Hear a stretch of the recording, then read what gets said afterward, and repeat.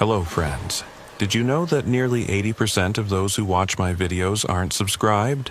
If you enjoy the content, I'd truly appreciate it if you hit that subscribe button. It helps a lot. Also, don't forget to leave a like and share your thoughts in the comments.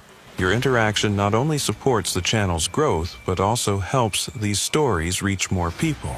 Thank you all for being here. By the way, where are you watching from? Let me know in the comments.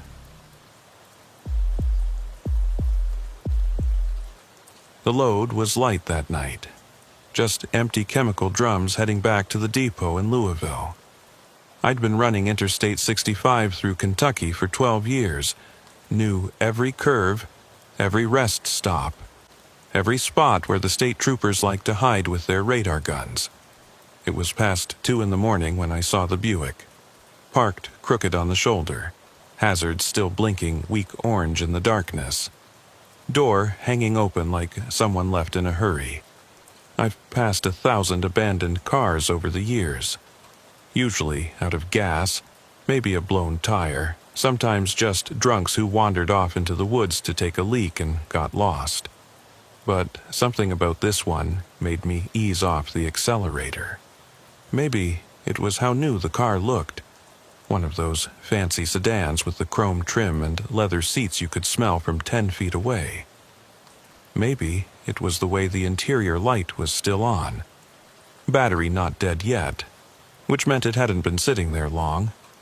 Or maybe it was the briefcase on the passenger seat, expensive-looking thing with gold clasps that caught my headlights as I rolled past.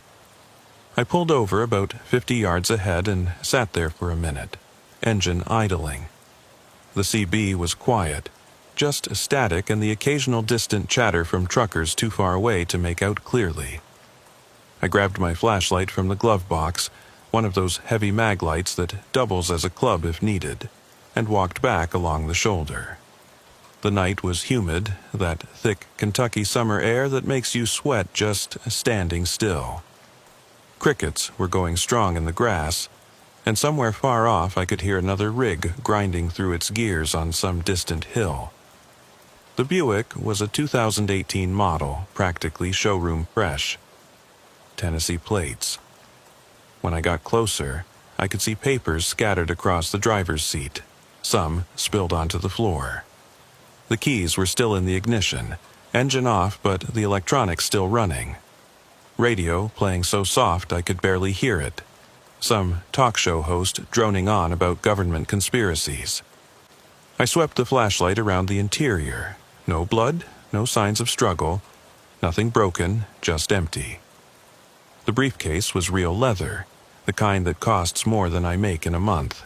It wasn't locked. Inside, I found what looked like medical records. Thick manila folders with patient information. X-rays held up to the dome light, showing ribs and spine. The name on the files was Pearl Caffrey, address in Nashville. There were prescription bottles too, the kind they give you after surgery. Heavy stuff. But what caught my attention was the notebook tucked into the lid pocket. Handwritten notes, messy like someone was writing while driving. Following since Memphis. The first line read, "Black truck, no plates, knows my route." The writing got worse as it went on, shaky and desperate. Tried 3 exits, he's still there, can't see driver. The last entry just said, pulling over. Maybe he'll pass. But there was more. Under the notebook, wrapped in plastic like evidence, was a smartphone with the screen cracked but still working. The last video was still up, paused on a frame that showed the view out the back window. I hit play. The video was shaky, obviously filmed while driving. You could hear Pearl breathing hard, almost panting. The camera focused on a shape in the darkness behind her, headlights following too close. Then she spoke, voice tight with fear. "If something happens to me, his name is Hoyt Maddox. I treated him at Baptist General 3 months ago. Liver surgery, he shouldn't have survived what they found inside him." The truck behind her flashed its high beams and she swore, camera swinging wildly. He's been calling the hospital wanting his records destroyed. Wanting the samples destroyed. I couldn't. I had to report it to the CDC. They found something. The video cut off. I stood there on the shoulder, 18-wheeler thundering past close enough to feel the wind push against me. The smart thing would have been to call the state police, report the abandoned vehicle, let them handle whatever this was. But I looked at that name again. Pearl Caffrey. She was scared enough to document this, scared enough to keep evidence. I pocketed the phone and the notebook, then went back to my rig to grab some road flares. Marked the Buick's location nice and bright so the cops would find it. That should have been the end of it. Should have driven away, made my delivery, forgotten about Pearl Caffrey and her medical records. But when I climbed back into my cab, there was someone sitting in the passenger seat. Not sitting exactly, more like they'd been placed there. Arranged, careful, and deliberate. It was a woman, maybe 40, wearing hospital scrubs. Her skin had that gray tone that comes after the blood stops moving. Eyes open, but seeing nothing. Pearl Caffrey, based on the ID badge still clipped to her pocket. I scrambled out of the cab so fast I nearly fell off the running board. Stood there in the darkness, flashlight beam jumping around wild, looking for whoever put her there. But the lot was empty. Just me and my rig and the dead woman who hadn't been there 5 minutes ago. Then I heard it, coming from somewhere behind my trailer. Whistling, slow and casual, like someone taking a walk on a nice evening. The tune was familiar but wrong, notes bent in places they shouldn't bend. I circled wide, keeping the trailer between me and the sound, flashlight held like a weapon. Hoyt Maddox stood at the back of my trailer, examining the door locks with the kind of focus you'd give a puzzle. He was tall, too tall, like someone had stretched a normal person past their limits. His clothes were normal enough, jeans and a work shirt, but they hung wrong on his frame. When he turned to look at me, his neck moved too far, had to rotate his shoulders to bring his head back to center. His face was incomplete somehow, like a sketch where the artist forgot to add the final details. Features that should have been sharp were blurred, shadows where there should have been substance. "You found her car," he said, and his voice came from too deep in his chest, resonating in frequencies that made my teeth ache. "That's unfortunate." I needed more time to clean things properly. He took a step toward me, and I saw his legs bend in too many places, joints that humans don't have, shouldn't have. She had something that belongs to me. Several somethings, actually. Pieces they cut out, samples they kept. You understand why I can't let those exist? I backed toward the cab, keeping the light on him. He didn't seem to mind, just kept walking forward with that horrible, articulated gait. "The authorities already have her files," I lied. "Found them an hour ago. Whatever you're trying to hide, it's too late." He stopped, tilted his head so far to the side his ear nearly touched his shoulder. Then he smiled, or did something with his face that might have been a smile if his mouth had worked the way mouths are supposed to work. "No," he said simply, "they don't. Because you're the kind of man who stops for abandoned cars, the kind who checks on strangers, the kind who keeps evidence because you think you're helping." He gestured at my cab where Pearl's body still sat. She thought she was helping too, reporting abnormalities, documenting anomalies. Do you know what they found when they opened me up? How many extra organs I had. How many things that shouldn't exist in a human body but do in mine. The notebook in my pocket felt heavy as lead. I knew I should run, get in the truck and drive, but Pearl Caffrey was still in my passenger seat and this thing that called itself Hoyt Maddox stood between me and anywhere else. "What are you?" The question came out before I could stop it. He laughed, a sound like grinding gears wrapped in meat. "I'm a patient," he said. "A medical curiosity, a case study that should have been burned instead of filed. But mostly, I'm someone who needs privacy." He moved faster than anything that size should move, covering the distance between us in 2 impossible strides. His hand, too many fingers with too many joints, reached for my throat. I swung the flashlight hard, connected with his temple. It felt like hitting a bag of wet cement, solid but yielding in all the wrong ways. He staggered back, black fluid leaking from the wound. Not blood, something thicker, darker, with an oily sheen that reflected rainbow patterns in the flashlight beam. "That was unnecessary," he said, touching the wound with those awful fingers. "Now, you've seen too much, too." But I was already running, yanking open the driver's door and diving inside. Started the engine and threw it in gear just as his hand slapped against the window, leaving a smear of that black substance. I drove hard, didn't stop until I hit a truck stop bright with lights and full of people. Called 911 from a payphone, reported the abandoned Buick and the body in my truck. When the cops arrived, Pearl Caffrey was gone. No body, no evidence she'd ever been there except for a small water stain on the passenger seat that could have been anything. They found the Buick right where I'd marked it, but it was empty. No briefcase, no medical records, no sign of Pearl Caffrey at all. The notebook and phone I'd taken were gone too, though I swear I never took them out of my pocket. The cops took my statement, looked at me like I was drunk or crazy or both, and eventually let me go with a warning about making false reports. I drove the rest of my route in silence, delivered my empty drums, and took a week off. Spent it researching Pearl Caffrey, looking for any trace of her online. Found an obituary eventually, dated 3 days before I found that Buick. Said she died in a car accident outside Memphis, body burned beyond recognition. But I know what I saw that night on Interstate 65. I know Pearl Caffrey died trying to expose something that shouldn't exist. And I know Hoyt Maddox is still out there, looking for anyone else who might have seen his medical records. Sometimes when I'm driving late at night and I see an abandoned car on the shoulder, I think about stopping. Think about Pearl and her desperate documentation, her fear recorded on that cracked phone screen.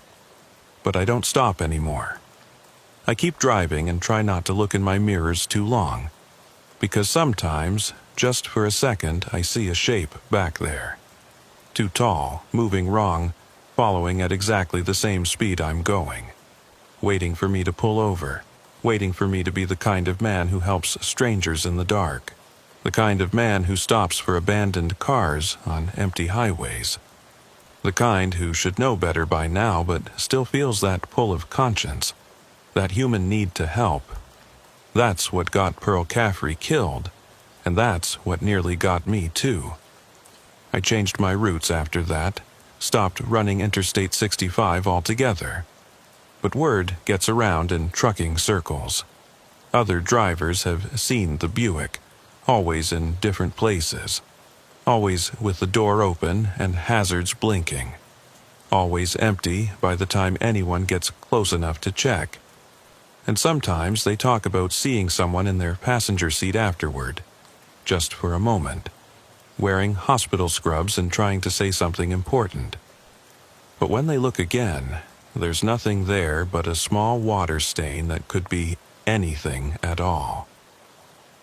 Last week, a driver named Carlos told me he found a briefcase on the side of Interstate 40, real leather with gold clasps. Said it was full of medical records for someone named Pearl Caffrey. Said there were x-rays inside showing things that didn't make sense. Extra bones, organs in the wrong places, shadows where there should be empty space. I told him to leave it where he found it, to drive away, and forget he ever saw it. But Carlos is the kind of man who stops for abandoned cars, the kind who thinks he's helping.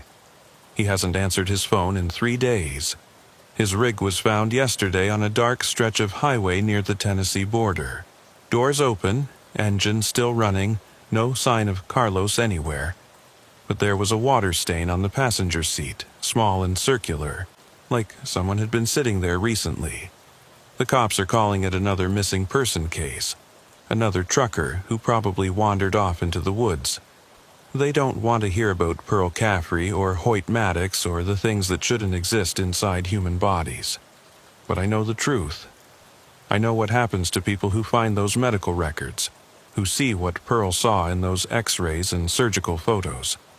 Hoyt Maddox finds them, all of them, and makes sure they can't tell anyone else about the extra parts, the impossible organs, the things growing inside him that medicine can't explain.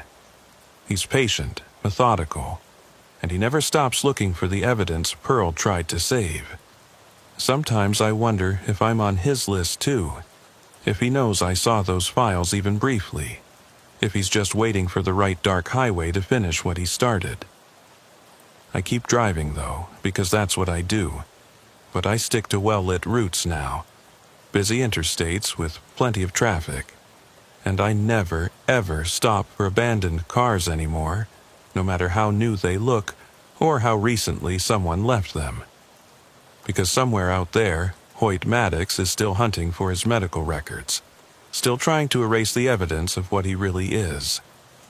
And Pearl Caffrey is still trying to warn people, appearing in passenger seats and leaving water stains, desperate to tell her story to anyone who will listen. The thing is, I don't think she's a ghost. I think she's something else. Something Hoyt made her into when he caught up with her that night. Something that can only exist for moments at a time. Just long enough to try to warn the next person who might help.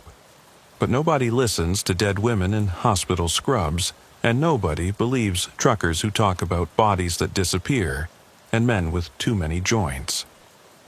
So the cycle continues. The Buick appears on different highways and people keep stopping to help. I saw it again last night, parked on an off-ramp near Bowling Green. Same Tennessee plates, same door hanging open, same weak hazard lights blinking in the darkness.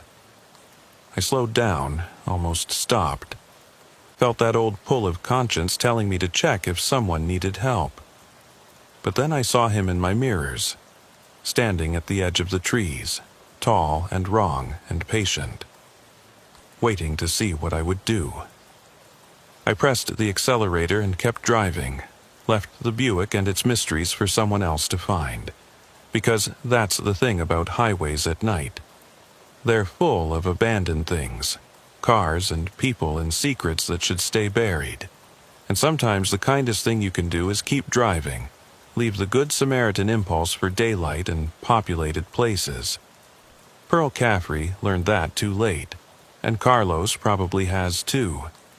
But I'm still driving, still hauling loads through the darkness, still trying not to think about what's following me just outside the reach of my mirrors. The dreams are the worst part.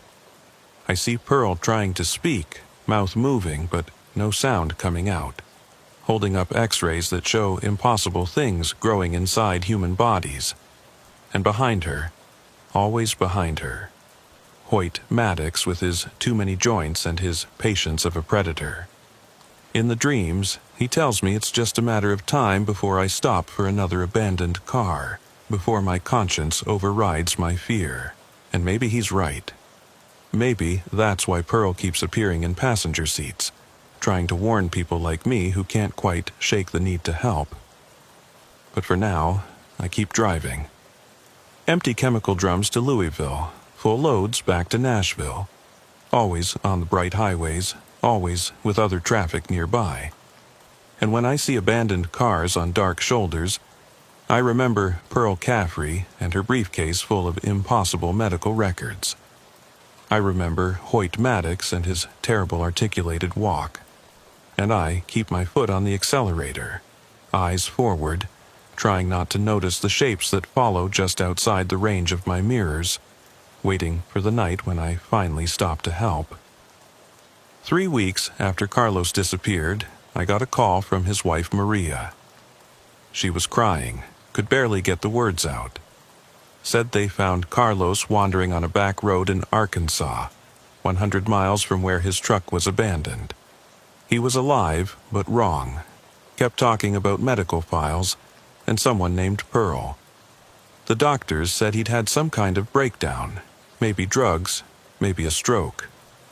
But Maria said when she visited him, he grabbed her arm hard enough to leave bruises and whispered that Hoyt was still looking, still cleaning up loose ends. I went to see Carlos myself the next week. The psychiatric ward was one of those old buildings that felt heavy with history, all long corridors and locked doors. Carlos was in a room at the end of the hall, sitting in a chair by the window, staring at nothing. When he saw me, his eyes focused for just a moment. "You were right," he said. "Should have kept driving." "But she was so scared, Elwood. In the video, she was so scared." I asked him what video, but he just shook his head and went back to staring at nothing. The nurse told me he'd been like that since they brought him in. Sometimes lucid, sometimes gone. Always talking about videos and medical records that didn't exist. They'd found nothing on him when he was picked up, no phone, no wallet, nothing but the clothes on his back. And those clothes, the nurse mentioned quietly, had been covered in some kind of black substance that the lab couldn't identify. Oil, maybe, but wrong somehow. It had stained his skin too, left marks that wouldn't wash off no matter what they tried. I left that hospital knowing Carlos had found more than just Pearl's briefcase. He'd found her phone too, seen whatever else she'd recorded, whatever proof she'd tried to save. And Hoyt had found him. Done something to him that left him broken but alive. A warning maybe, or just cruel efficiency. Leave them alive but useless, unable to tell anyone what they'd seen in any way that would be believed. That night I pulled into a rest stop just outside Memphis, needed coffee and a bathroom break. The lot was mostly empty, just a few cars and another rig parked at the far end. I was walking back to my truck when I saw it. A briefcase sitting on the hood of a Honda, leather with gold clasps, exactly like the one I'd found in Pearl's Buick. My hands were shaking as I approached it, every instinct screaming at me to walk away. But I had to know. Had to see what Pearl had died trying to protect, what had broken Carlos's mind. The briefcase was unlocked, and inside were the medical files, just like before. But this time I really looked at the x-rays, held them up to the parking lot lights. What I saw there still visits me in nightmares. The skeletal structure was wrong. Too many ribs, joints that bent in impossible directions, and in the chest cavity where organs should be, there were shapes that didn't belong in any anatomy textbook. Things that looked almost like other smaller skeletons, nested inside the larger one like Russian dolls made of bone.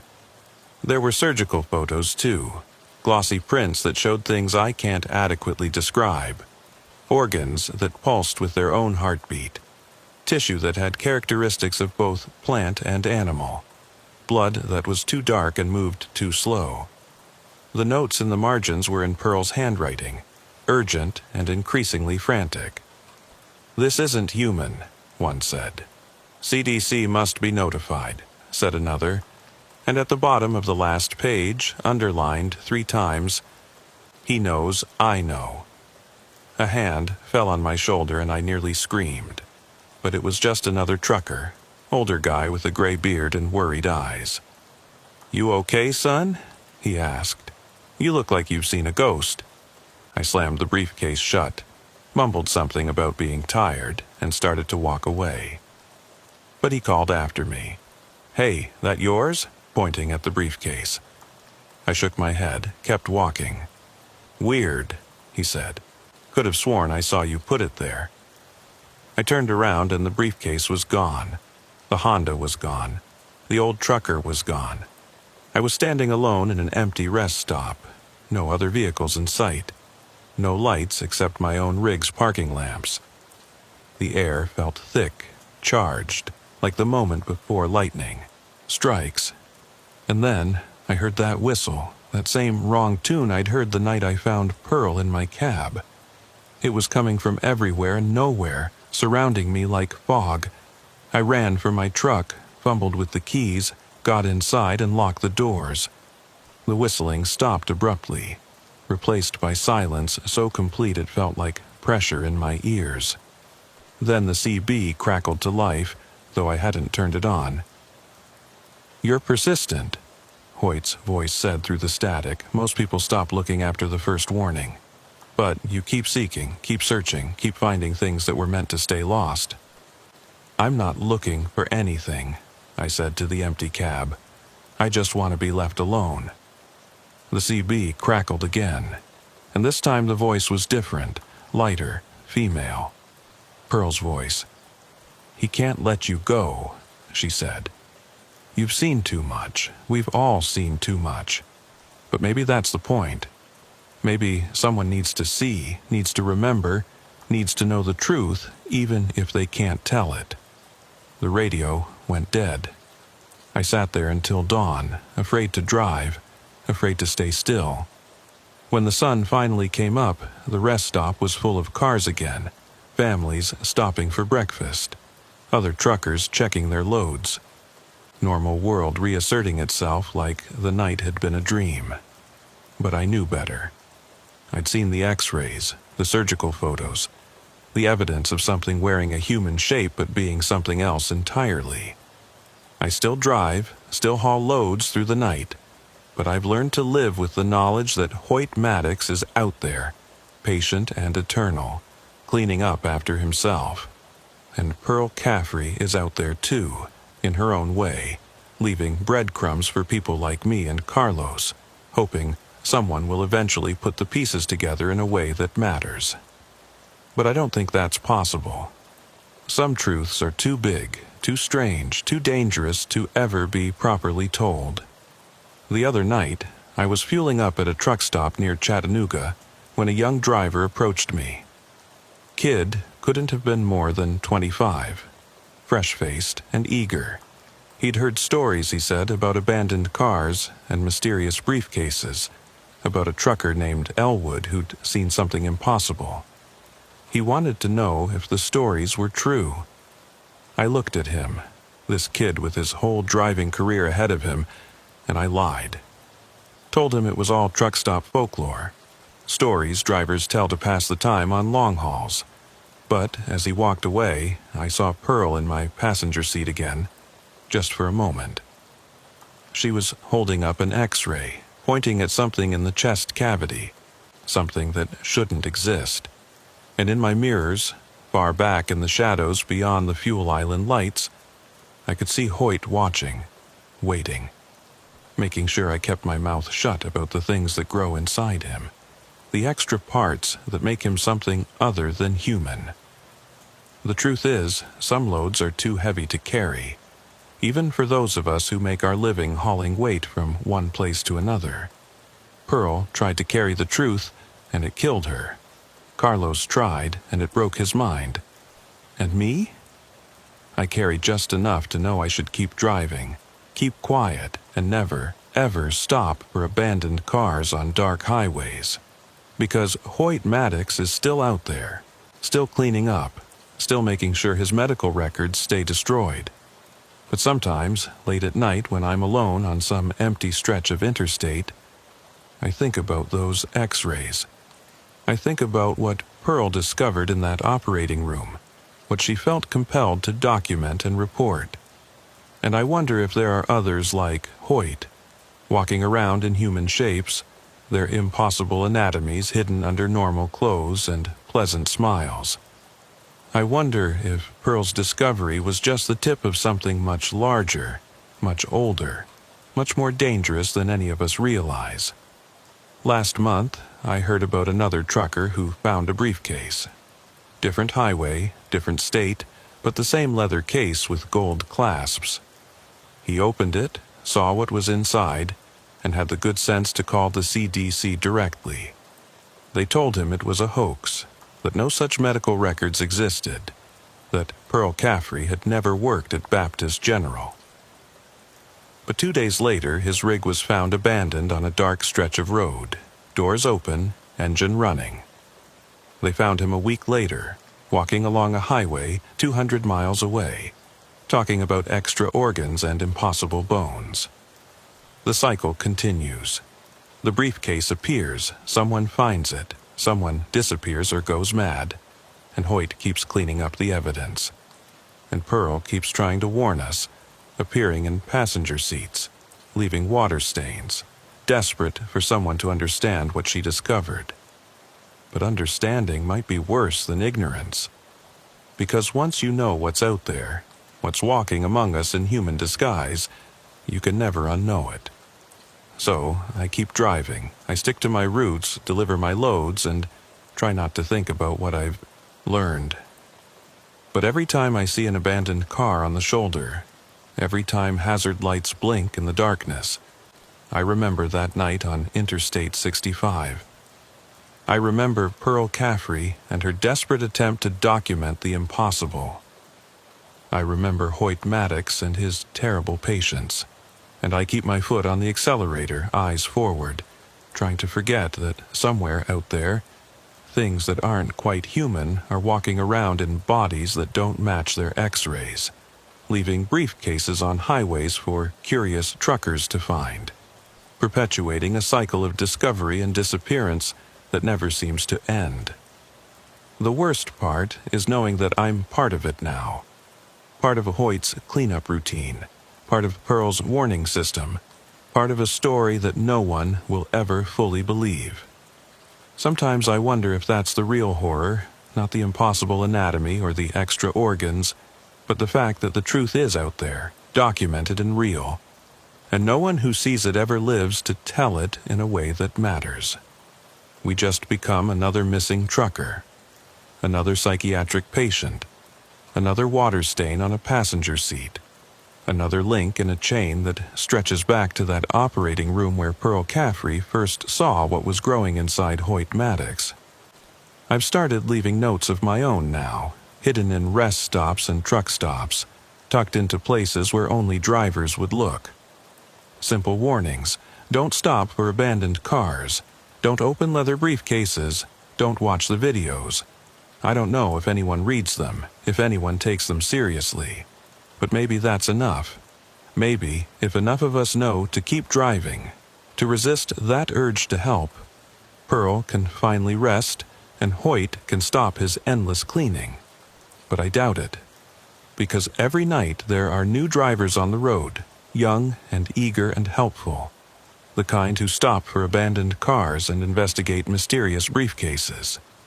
The kind who think they're helping when they're really just becoming part of the pattern. Another victim of curiosity and good intentions. And Hoyt Maddox keeps hunting for his medical records, patient and methodical and eternal, making sure no one ever learns what Pearl Caffrey discovered in that operating room. Sometimes, in my darkest moments, I think about finding Hoyt myself, confronting him, demanding answers, trying to understand what he is and why he exists. But then I remember Carlos in that psychiatric ward, broken and babbling about videos that don't exist. I remember Pearl appearing in my passenger seat, desperate and silent and gone. And I keep driving because that's all any of us can do when faced with truths too large and strange to comprehend. The road stretches on, endless and dark, full of abandoned cars and leather briefcases, and things that shouldn't exist but do. And I'm just another trucker, hauling loads through the night, trying not to think about what's following me in the mirrors, what's waiting on the shoulder, what's growing inside bodies that look human but aren't. The highway doesn't care about our fears or our discoveries. It just goes on, and so do we, carrying our loads and our secrets, never stopping for abandoned cars, never opening briefcases, never watching the videos that show the truth about what's out there in the darkness, wearing human faces and hunting for evidence of their own impossible existence.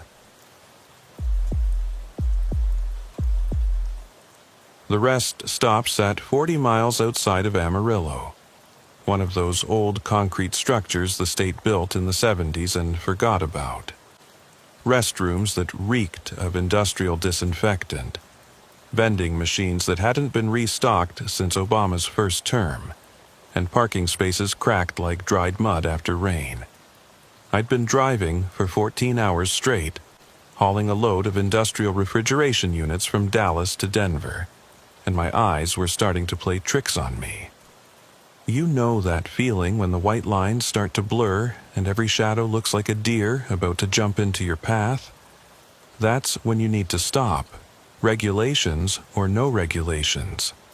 I pulled the Peterbilt into the back section where the big rigs park, killed the engine, and sat there for a moment in the sudden silence. 3 other trucks were already there, all dark, drivers probably sleeping. The place was lit by those harsh sodium lights that turn everything orange and throw long shadows that don't quite match up with where they should be. I grabbed my thermos, what was left of my coffee from the last stop, and climbed down from the cab. My knees popped like firecrackers. Getting old in this business happens fast, even when you're only 38 like me. The night air hit different out here, thin and dry, carrying the smell of diesel and something else, something like metal left in the sun too long. I walked toward the restroom, boots, crunching on broken glass some fool had left in the parking lot, when I noticed him. A man sitting on the concrete barrier between the truck parking and the car area, just sitting there in the dark, wearing what looked like an old military surplus jacket. Not unusual necessarily. Lots of homeless folks hang around rest stops, but something about his posture was wrong. Too straight, too still, like he was waiting for something specific. I nodded at him as I passed, trucker courtesy even to strangers, and he smiled.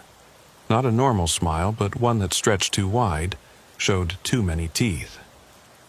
"Evening, driver," he said, and his voice had this quality to it, like it was coming from somewhere deeper than his throat. "You look tired. Been pushing hard?" I told him, yeah, been on the road since dawn. He nodded slowly, deliberately, like my answer confirmed something he already knew. "That's dedication," he said.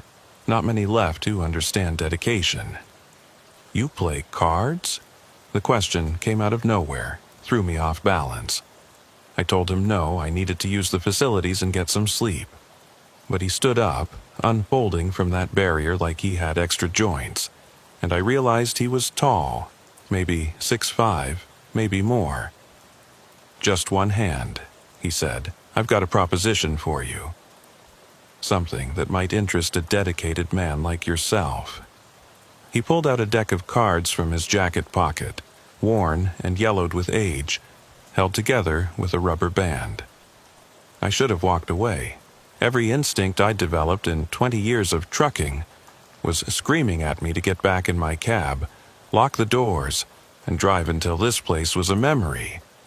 But there was something about him, something that made it hard to refuse. Not threatening exactly, but compelling in a way I couldn't define. Like when you see an accident on the highway and you know you shouldn't look, but you can't help yourself. "What kind of proposition?" I asked, and immediately wished I hadn't.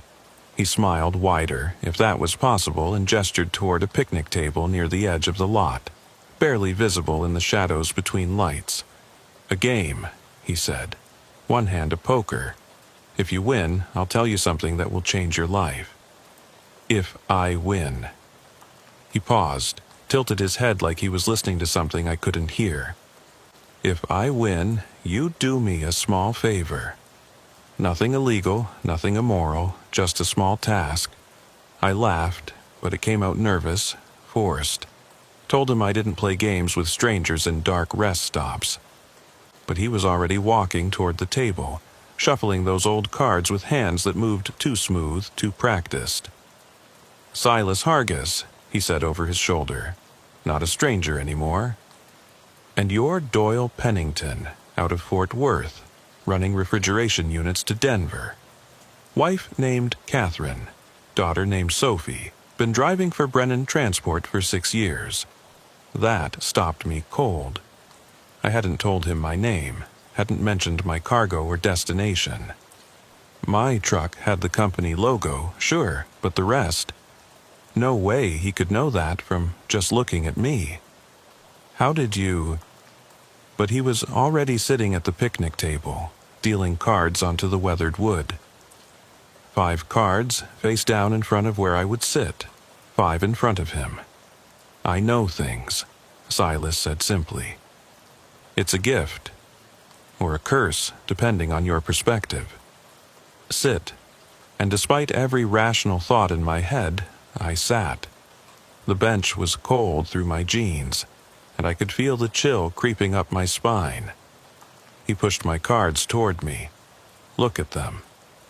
No exchanges, no draws, just what fate dealt you. I picked up the cards with hands that weren't quite steady. 4 aces and a king. An impossible hand. The kind you might see once in a lifetime if you played every day. I looked up at him, and he was watching me with eyes that reflected the orange light in a way that wasn't quite right. Interesting, he said. Fate favors you tonight. But let's see what it gave me. He flipped his cards one by one, deliberate and slow. 4 kings and an ace. He'd beaten me with an even more impossible hand. How unfortunate, he said. But his tone suggested it was anything but. Seems you owe me that favor. I started to stand, told him the game was obviously rigged, but my legs wouldn't cooperate. They felt heavy, rooted to that bench like they'd grown into the concrete. The favor is simple, Silas continued, gathering the cards with those too smooth movements. There's another driver coming through here tonight, about an hour from now. Woman driving a white Freightliner, hauling produce from California. Fern Talbot is her name. You're going to tell her about me. Tell her Silas Hargis is waiting. Tell her I have something that belongs to her. What belongs to her, I managed to ask, though my mouth felt dry as West Texas dirt. He stood up, towering over me, and the shadow he cast didn't match his shape. It was longer, had angles that weren't there in his actual form. That's between me and Miss Talbot, he said, but you'll tell her. You'll wait here until she arrives and you'll deliver my message. After that, you're free to go. He walked away then, not toward the parking lot or the restroom or anywhere that made sense. He walked toward the fence at the edge of the rest stop property and just kept walking, through it, like it wasn't there. I sat at that picnic table for 5 minutes, 10, trying to convince my legs to work, trying to process what had just happened. Finally, the feeling came back, pins and needles at first, then normal sensation. I should have run to my truck, driven away fast as the rig would go. But something made me stay. Maybe it was curiosity. Maybe it was fear of what would happen if I didn't deliver his message. Or maybe it was something else. Something he'd done when we shook hands that I was only now starting to understand. A coldness that had spread from his touch up my arm and settled somewhere behind my ribs, a feeling that he would know if I didn't do what he asked. 45 minutes later, a white Freightliner pulled into the rest stop. It parked 3 spaces down from my rig, and a woman climbed out. Middle-aged, graying hair pulled back in a ponytail, wearing worn jeans and a flannel shirt despite the heat. She looked tired, the kind of bone-deep exhaustion that comes from too many years on the road. I approached her before she could head to the restroom. "Fern Talbot?" I asked, and she stopped, turned to look at me with suspicious eyes. "Who's asking?" she said, and her hand moved to her pocket where I could see the outline of something, maybe a knife, maybe pepper spray. I held up my hands, showed her I meant no harm. "I'm supposed to give you a message," I said. "From someone named Silas Hargis. He said to tell you he's waiting." Said he has something that belongs to you." The change in her face was immediate and terrible. The color drained away like someone had pulled a plug, and her eyes went wide with something beyond fear. "No," she said, so quiet I almost didn't hear it. "No, he's dead. I saw him die, watched the truck hit him outside Barstow 5 years ago. Saw them load his body into the ambulance." "Well, he looked pretty alive to me," I said, trying to keep my voice steady. "Tall guy, military jacket, played cards with me about an hour ago."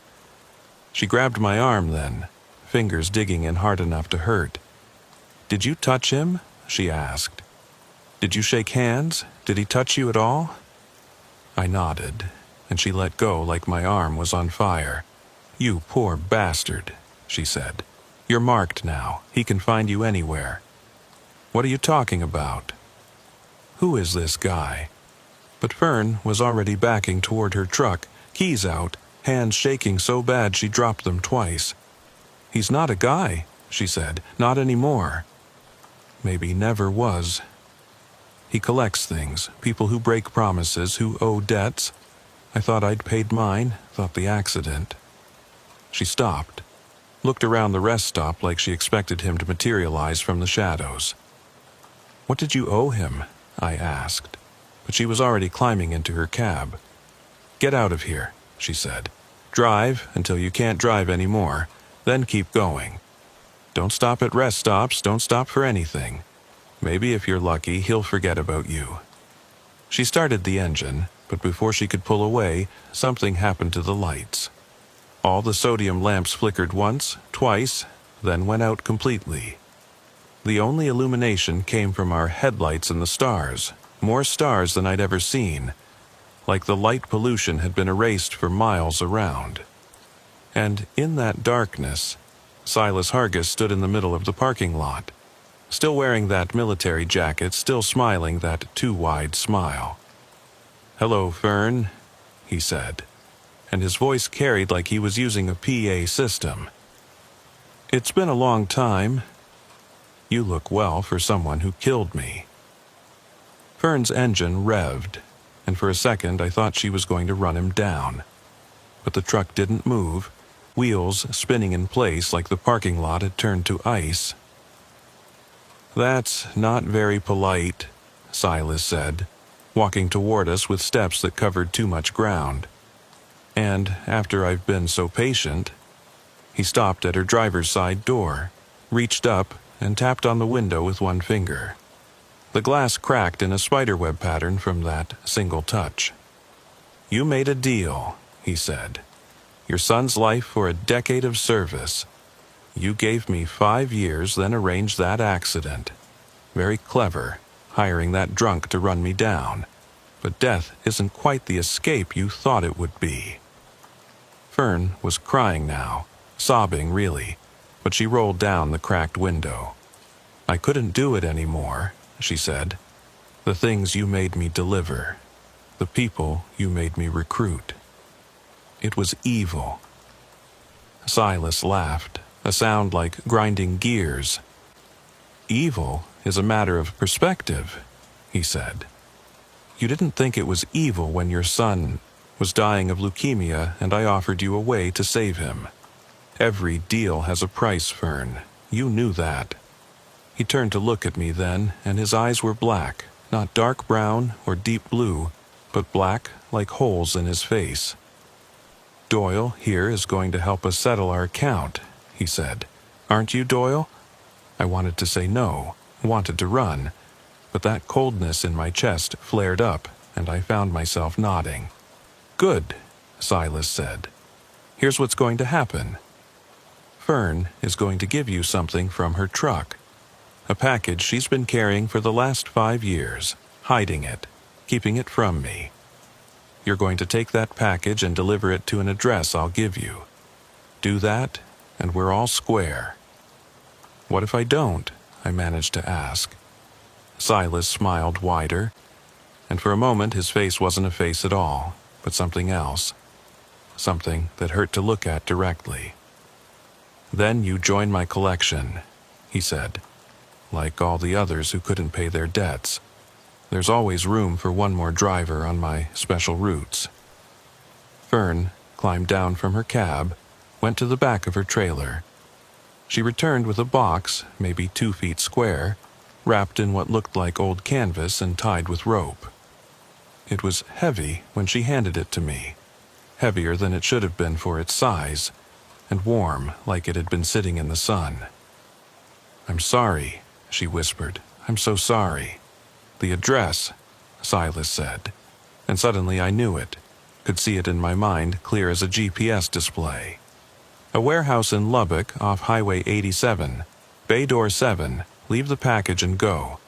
Don't look inside, don't ask questions, don't deviate from the route. The coldness in my chest pulsed, and I understood it was his insurance, his way of tracking me, making sure I completed the task. The lights came back on then, harsh and orange, and Silas was gone. Not walking away, not fading, just gone between one blink and the next. Fern collapsed against her truck, sliding down until she was sitting on the dirty asphalt. 5 years I carried that thing, she said. 5 years of it whispering to me, showing me things in dreams. Now it's yours to carry. God help you. I wanted to ask what was in the box, what I was really delivering, but the coldness flared again and the words died in my throat. I loaded the package into my cab, secured it behind the passenger seat where I could keep an eye on it. Fern was still sitting by her truck when I pulled out of the rest stop. I never saw her again, never heard what happened to her after that night. Maybe she drove away, finally free of her debt. Maybe Silas came back for her anyway. The drive to Lubbock was the longest 3 hours of my life. The package sat behind me, and I could feel it there like another passenger, like something alive and waiting. Sometimes I heard sounds from it, soft scratching like fingernails on cardboard. Sometimes what might have been breathing. The radio wouldn't work right, kept picking up stations that shouldn't exist. Voices speaking languages I didn't recognize. Music that hurt to listen to. I stopped once for gas, had to. The tank was running low. The kid at the register looked at me strange, asked if I was feeling all right. I looked in the mirror behind him and understood why.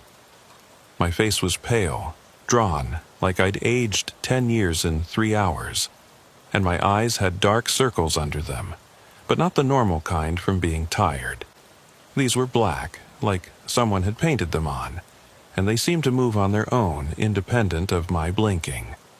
The warehouse in Lubbock was exactly where Silas had shown me, an industrial district that looked abandoned even during what should have been business hours. Bay Door 7 was open, nothing but darkness beyond.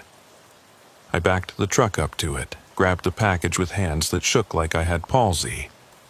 The moment I stepped into that darkness, I could feel them.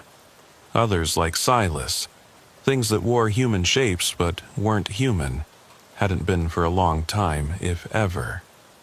"Leave it," a voice said from the darkness. Not Silas, someone else, something else. "Your debt is paid." I set the package down and backed out quickly, not turning around, some primitive instinct telling me that showing my back to whatever was in there would be the last mistake I ever made. The bay door rolled down on its own as soon as I was clear, and the coldness in my chest vanished like it had never been there. I drove straight through to Denver, delivered the refrigeration units, then told my dispatcher I was taking time off. A month, maybe more. He argued, said I couldn't just leave them hanging, but I didn't care. I needed to get away from trucks, from highways, from rest stops especially. I went home to Catherine and Sophie, held them like I'd never held them before, tried to forget what I'd seen and felt and carried. But you don't forget something like that. Even now, 2 years later, I still dream about that package. In the dreams, I open it, see what's inside, and I wake up screaming. Catherine says I talk in my sleep now, say things in languages she doesn't recognize, mention names of places that don't exist on any map. And sometimes, when I'm driving my pickup to the store or taking Sophie to school, I see him in the mirror. Silas Hargis, sitting in the back seat, smiling that too-wide smile, reminding me that I'm marked, that I played his game and lost, that there might be other favors to collect down the road. I don't drive trucks anymore. Got a job at a warehouse, loading and unloading, keeping my feet on solid ground.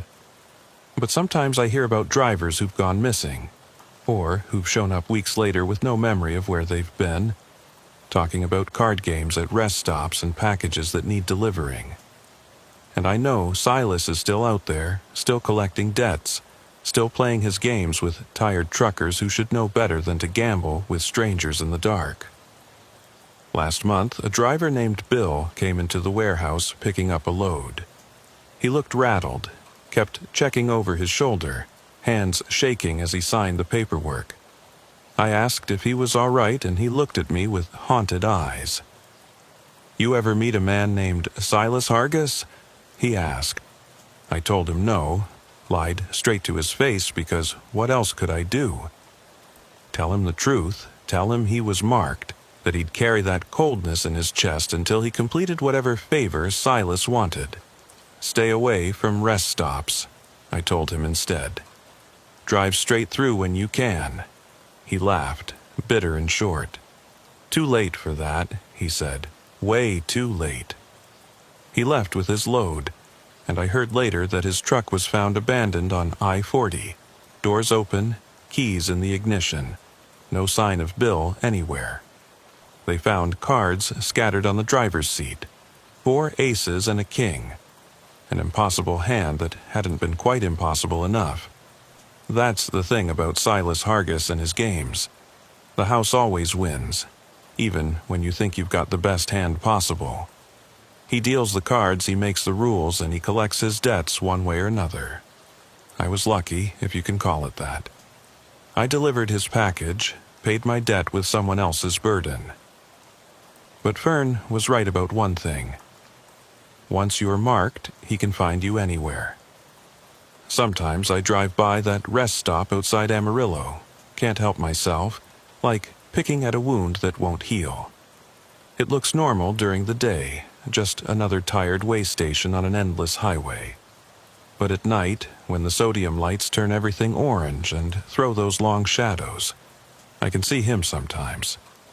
Sitting on that concrete barrier, shuffling his old cards, waiting for the next tired driver who needs to stop, who's pushing too hard, who might be willing to play just one hand. I want to warn them, want to pull over and tell them to keep driving, but the coldness flares up in my chest, a reminder that some debts are never really paid, just deferred. So I keep driving, keep my mouth shut, and try not to think about what was in that package, what's in all the packages that drivers like Fern carry on their routes, hidden in their trailers, whispering in the dark. The truth is, the highways are full of things like Silas Hargis, creatures that feed on debt and desperation, that make deals with people who have nowhere else to turn.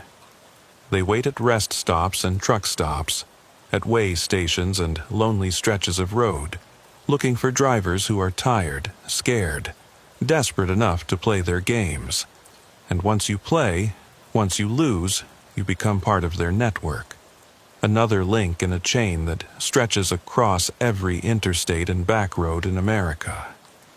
I've started seeing others too, drivers with that same haunted look, that same coldness behind their eyes. We recognize each other, nod in passing, but never speak about what we've seen, what we've done, what we've delivered in the dark. It's a brotherhood of the damned, bound together by impossible card games and packages that shouldn't exist. We're all waiting for the next favor, the next task, the next time Silas or something like him needs a delivery made.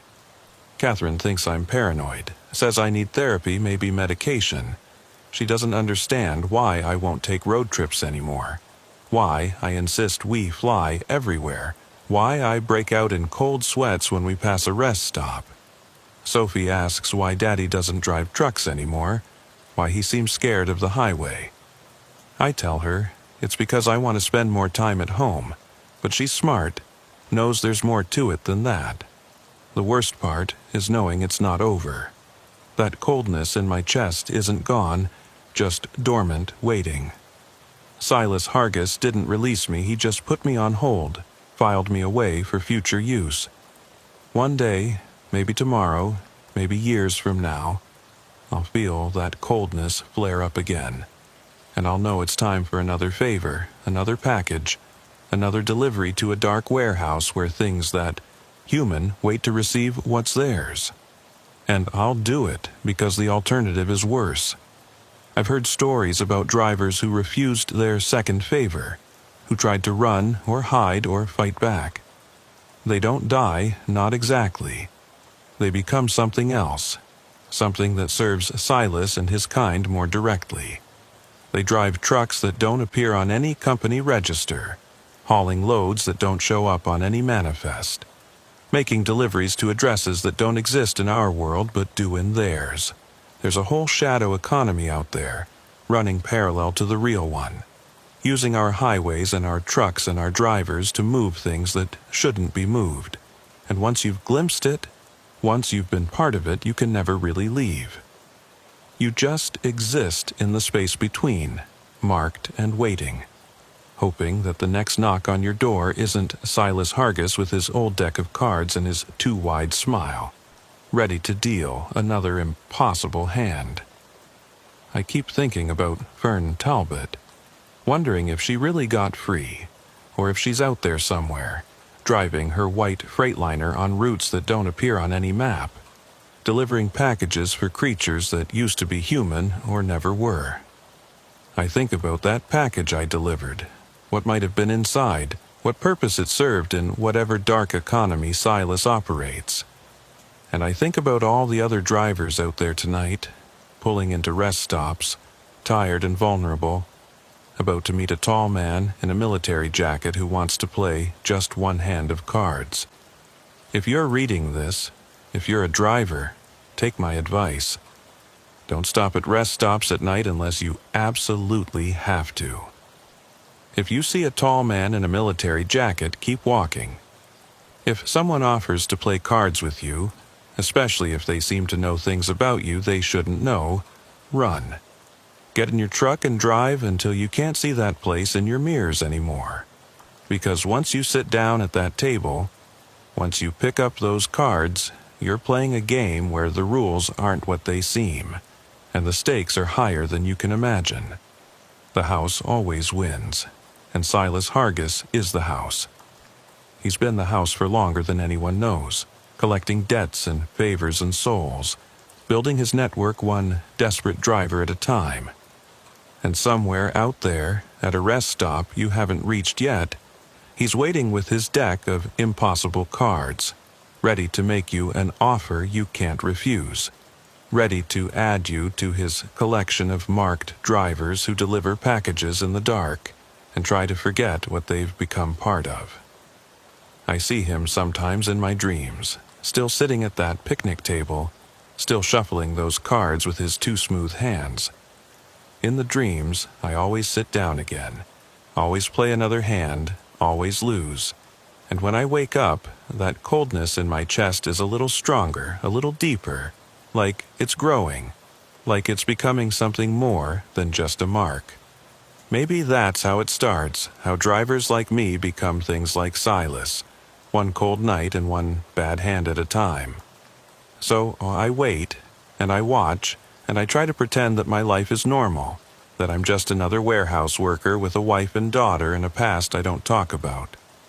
But late at night, when the house is quiet and I can hear the distant sound of trucks on the highway, I remember that rest stop outside Amarillo.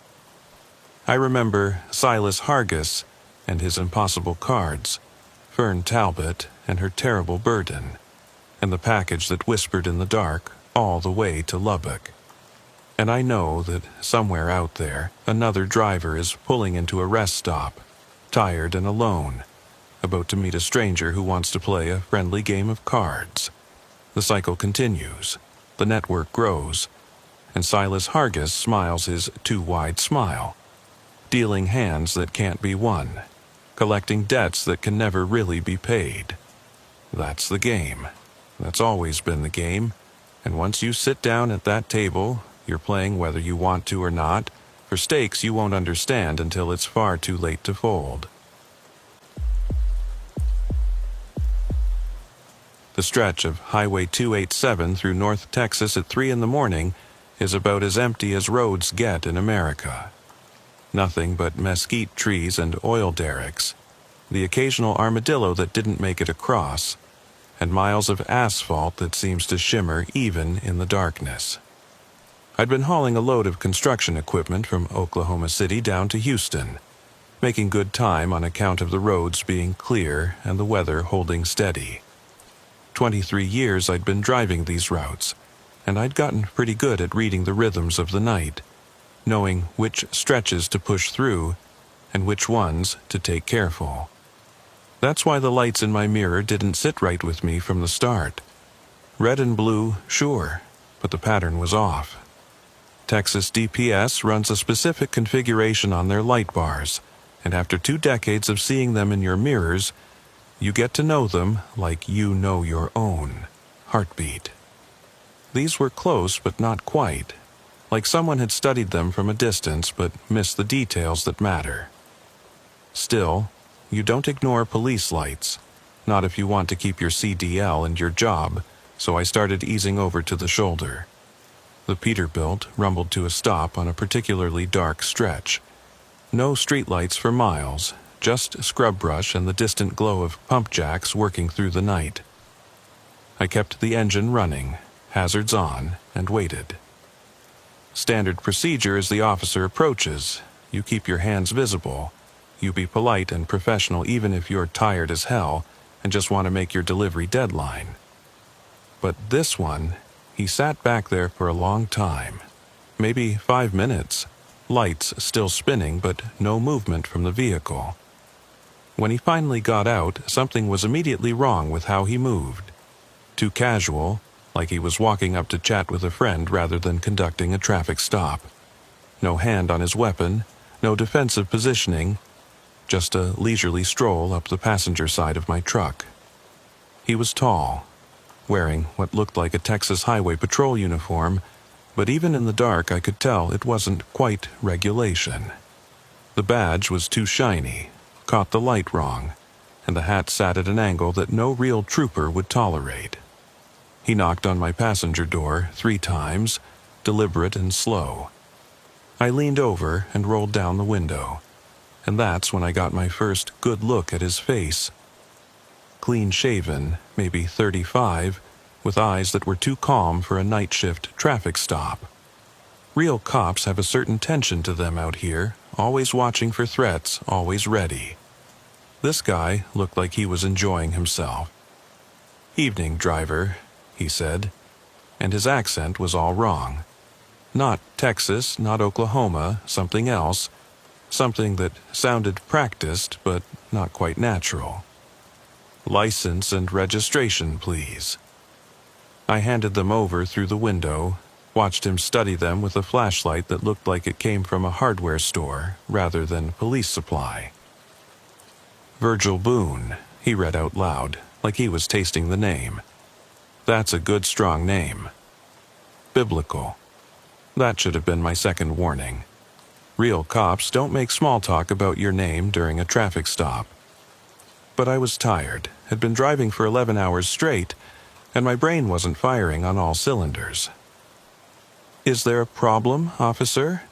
I asked, trying to see his name tag, but it was conveniently obscured by the angle he was standing. "Oh, there's definitely a problem," he said, and smiled in a way that made my skin crawl. "But not with you, Mr. Boone. Not yet, anyway. I need you to step out of the vehicle and come with me to my car. We need to discuss something important." Every instinct I had was screaming, "No. You don't leave your truck on a dark highway for any reason, especially not when something feels this wrong." "I'd rather stay here, officer," I said carefully. "If there's an issue with my paperwork or my load—" His smile widened, and he pulled out what looked like a service weapon, but like everything else about him, it was slightly off. Too clean, too new, like a replica that had never seen actual duty. "I'm going to have to insist, Mr. Boone. This is a matter of national security." He said it so seriously that for a second I almost laughed, but the gun was real enough looking, and I had a wife and 2 kids back in Amarillo who needed me to come home alive. I climbed down from the cab, slow and careful, hands visible the whole time. The ground felt unstable under my boots, like the whole world had tilted slightly off its axis. He gestured toward the patrol car with the gun, and I walked ahead of him, trying to get a look at the vehicle. It was a Crown Victoria, right make and model for Texas DPS, but the unit number on the side was wrong. Texas runs 4 digits. This had 5, and they started with a letter that didn't match any district I knew. "Get in the back," he said, opening the rear door. The inside looked wrong too clean, no prisoner partition, no radio equipment that I could see. But the gun was still pointed at me, and out here, miles from anywhere, nobody would hear a shot. I got in, and he closed the door behind me. The locks engaged with a sound that was too final, too heavy for a standard police cruiser. He got in the front, set the gun on the passenger seat where I could see it but couldn't reach it, and turned to face me through where the partition should have been. "Now then, Mr. Boone, let me explain what's happening here. In about 10 minutes, a real Texas Highway Patrol unit is going to come down this road. Deputy Nolan Evers, good man, family guy like yourself. He's going to find something on the highway that's going to change his life, end his career, possibly land him in federal prison." "I don't understand," I said, though I was beginning to, and the understanding was making me sick. He pulled out a plastic bag from under his seat, heavy with something wrapped in brown paper. "This is going to be in Deputy Evers' vehicle when Internal Affairs searches it tomorrow. 2 kilos of pure methamphetamine, street value about $60,000. Tragic, really, how a good cop can go bad. The stress of the job, the long hours, the temptation of easy money." "You're setting him up," I said, and he nodded like I was a bright student who'd just solved a math problem. "Very good, Mr. Boone. But here's where it gets interesting. You're going to help me do it." I started to protest, but he held up a hand. "Not by choice, I understand. But you see, your truck is going to break down in about 5 minutes. Catastrophic engine failure, very unfortunate. Deputy Evers is going to stop to help because that's the kind of man he is. And while he's helping you, checking under your hood, calling for a tow truck, I'm going to put this package in his vehicle." "Why?" I asked, though I wasn't sure I wanted to know the answer. Why frame an innocent cop? He laughed, but there was no humor in it, just a cold amusement that made the temperature in the car seem to drop. "Innocent is a relative term, Mr. Boone. Deputy Evers has been investigating something he shouldn't be investigating. Asking questions about shipments coming through this corridor, trucks that don't appear on any manifest, cargo that exists in paperwork but never in reality. He's getting close to understanding something that needs to remain hidden." He reached under the seat again, pulled out a small device that looked like a remote control. "This will disable your engine when I press it. Very sophisticated, attaches to your ECM while you were stopped. You'll never find it, and it'll dissolve in about 24 hours, leaving no trace. Your truck dies, you're stranded, Evers stops to help, and I do what needs to be done. You're just an innocent bystander who had bad luck on a dark highway." "I won't do it," I said. But even as I said it, I knew I didn't have a choice. He had the gun, he had me locked in the back of what I now realized was probably a stolen or fake police car, and we were miles from help. "You don't have to do anything," he said. "Just be yourself." act confused, frustrated, grateful when the real cop stops to help. Don't mention me, don't mention this conversation. If you do, well, that package doesn't have to end up in the deputy's car. It could end up in your truck instead. He pressed the button on the device, and even from inside the fake patrol car, I could hear my Peterbilt's engine stutter and die. The lights went out, leaving just the hazards blinking weakly in the darkness. "There we go," he said, satisfied. "Now we wait." He turned off the police lights on his car, pulled forward about a quarter mile, and parked in a small turnout hidden by mesquite trees. From there, we could see my dead truck, but would be invisible to anyone approaching from either direction.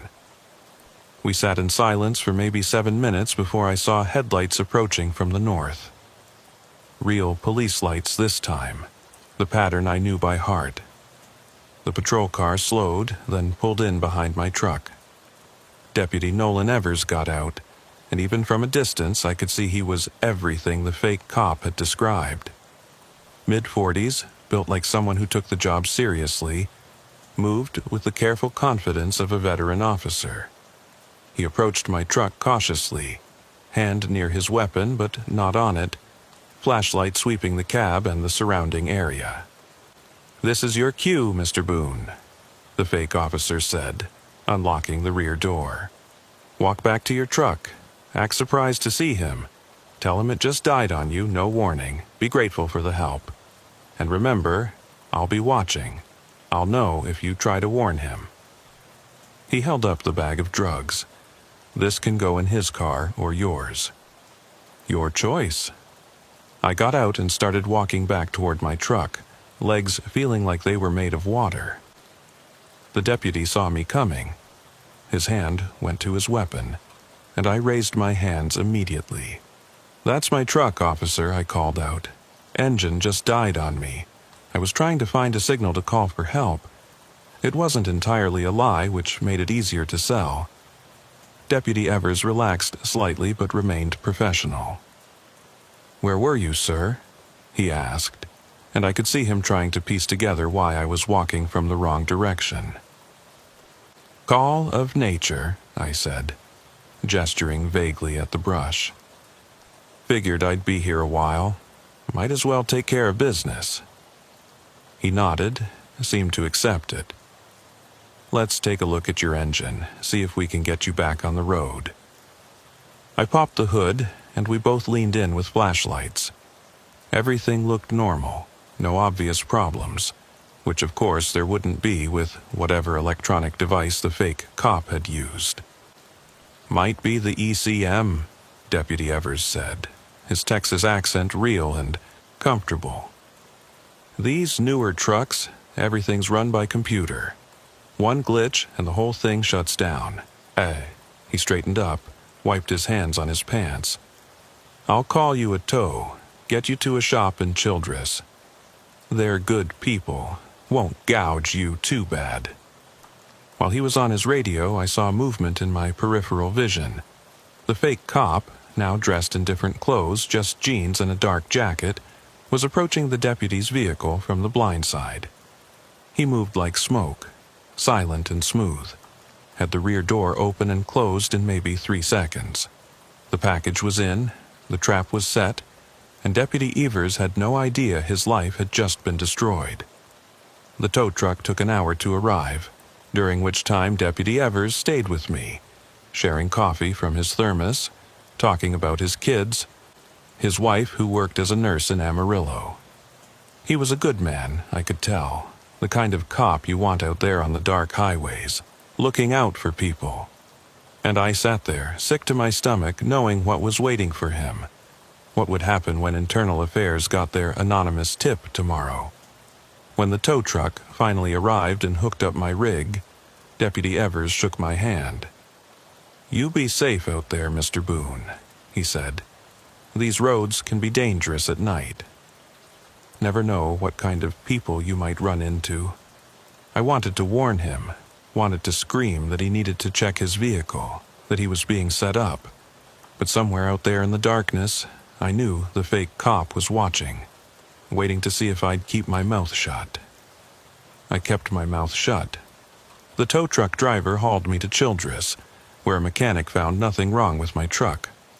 "Strangest thing," he said, "everything checks out fine. Computer's not showing any error codes, nothing. Want me to take a deeper look?" But I told him no, paid for the tow, and got back on the road. The truck started fine, ran perfect, like nothing had ever been wrong with it. 2 days later, I saw the news story. Texas Highway Patrol deputy arrested on drug charges. 2 kilos of methamphetamine found in his patrol vehicle during a routine internal affairs inspection. The article mentioned that Deputy Nolan Evers had been under investigation for possible involvement in drug trafficking along the Highway 287 corridor. His wife was quoted as saying it was impossible, that her husband was being framed, but nobody was listening. The evidence was too damning, too clear-cut. I thought about coming forward, telling what I knew, but who would believe me? A story about a fake cop who somehow disabled my truck remotely, who planted evidence while the real deputy was helping me. It sounded insane even to me, and I'd lived through it. Plus, there was the implied threat. The fake cop knew my name, knew my truck, probably knew where I lived. If I talked, would I be next? Would drugs suddenly appear in my sleeper cab during a DOT inspection? So I kept quiet, kept driving, tried to pretend that night never happened. But it ate at me, knowing an innocent man was sitting in federal prison because I'd been too scared to speak up. I started taking different routes, avoiding Highway 287 altogether, but it didn't help. The guilt followed me like a shadow, made every mile feel like a betrayal of everything I thought I stood for. 3 months later, I got a call from a number I didn't recognize. When I answered, the voice was familiar, that same practiced accent that wasn't quite right. "Mr. Boone," the fake cop said, "I wanted to thank you for your cooperation. Deputy Evers has been dealt with, and the corridor is secure again. Shipments can resume without interference." I asked him what shipments. What was so important that he'd destroy a good man's life to protect it? "Some things are bigger than one man's life, Mr. Boone," he said. "Bigger than you, bigger than me, bigger than Deputy Evers. There are operations in motion that require certain highways to remain unexamined, trucks that need to pass without questions, cargo that needs to move without documentation. You've been driving these roads for 23 years. Surely you've noticed the trucks that don't quite belong, the ones that appear at strange hours with no company markings, no DOT numbers." I had noticed them, of course. Every long-haul driver had. Ghost trucks, we called them. Running dark with no logs, no electronic tracking. Nothing to say they ever existed except the brief moment when they passed you on some lonely stretch of highway. We'd always assumed they were running drugs or illegal immigrants, something criminal but comprehensible. But the way he talked about it made it sound like something else, something worse. "What are they carrying?" I asked, though I wasn't sure I wanted to know. He laughed, that same cold sound from that night. "Nothing that concerns you, Mr. Boone, but I will tell you this. Deputy Evers was getting close to intercepting one of those shipments. If he'd seen what was inside, it would have caused problems far beyond a simple drug arrest. National security problems, international incident problems, the kind of problems that end with a lot of people disappearing and nobody asking questions. So, you destroyed his life instead," I said, and the anger in my voice surprised me. "One life against many, Mr. Boone. It's simple mathematics, and he's not dead, just incarcerated. His family will be provided for, though they'll never know where the money comes from. Consider it compensation for his unwitting sacrifice." The pragmatism in his voice was chilling. like he was discussing a business transaction rather than a man's destroyed life. "Why tell me this?" I asked. "Why call me at all?" There was a pause, and when he spoke again, his voice had changed, become more serious. "Because you're going to see things, Mr. Boone. Now that you know to look, you're going to notice the ghost trucks, the unmarked vehicles, the shipments that don't exist on paper.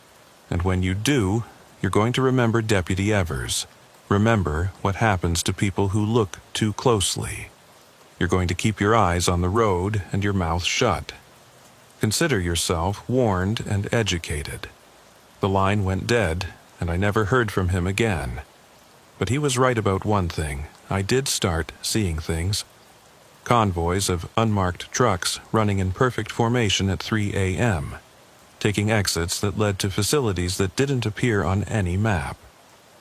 Cars with government plates following certain trucks, keeping pace but never pulling them over. Way stations that would suddenly close when certain vehicles approached, reopening the moment they passed. I started keeping a log, not officially, just notes in a composition book I hid in my sleeper cab. Dates, times, descriptions of vehicles, anything unusual I noticed. I told myself I was gathering evidence, that someday I'd have enough to go to someone. FBI maybe, someone above the local corruption. But really, I think I was just trying to make sense of it, to understand what Deputy Evers had died trying to expose. 6 months after that night on Highway 287, I was passing through the same stretch where my truck had supposedly broken down. It was daylight this time, and I saw something that made me pull over. There were fresh tire marks leading off the road into the brush, deep ruts like something heavy had been dragged. I don't know what made me follow them. Maybe guilt, maybe curiosity, maybe just the need to know. About 100 yards into the scrub, hidden behind a rise that made it invisible from the road, was a Crown Victoria. The same one, I was certain, or one exactly like it. It had been burned, torched so thoroughly that barely anything was left but the frame. But in what remained of the trunk I could see bones. Human bones, charred but unmistakably real. I got out of there fast, didn't call it in, didn't tell anyone. But I knew what I'd seen. The fake cop, whoever he really was, had been cleanup himself. Someone higher up the chain had decided he was a liability, knew too much, had outlived his usefulness. That's when I understood the real truth. It wasn't just about the ghost trucks or the secret shipments. It was about the system that protected them. Layers upon layers of people like the fake cop. All disposable, all expendable, all working to keep something hidden.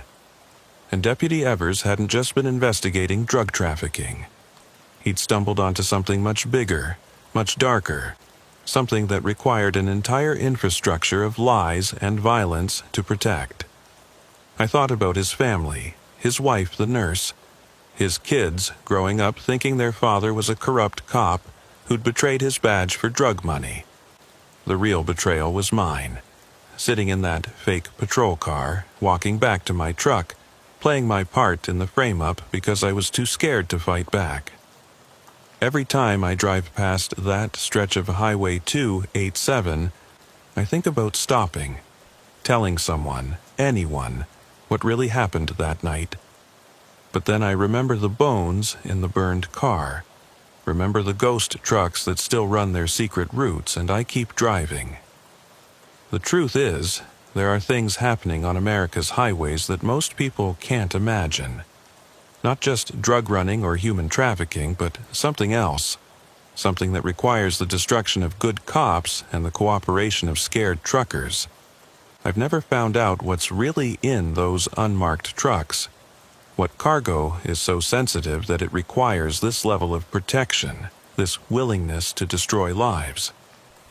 Part of me doesn't want to know. Deputy Nolan Evers is still in federal prison, will be for another 15 years if he serves his full sentence. I've thought about visiting him, telling him the truth, but what good would it do? No one would believe him if he repeated my story. It would just sound like the desperate lies of a convicted, corrupt cop.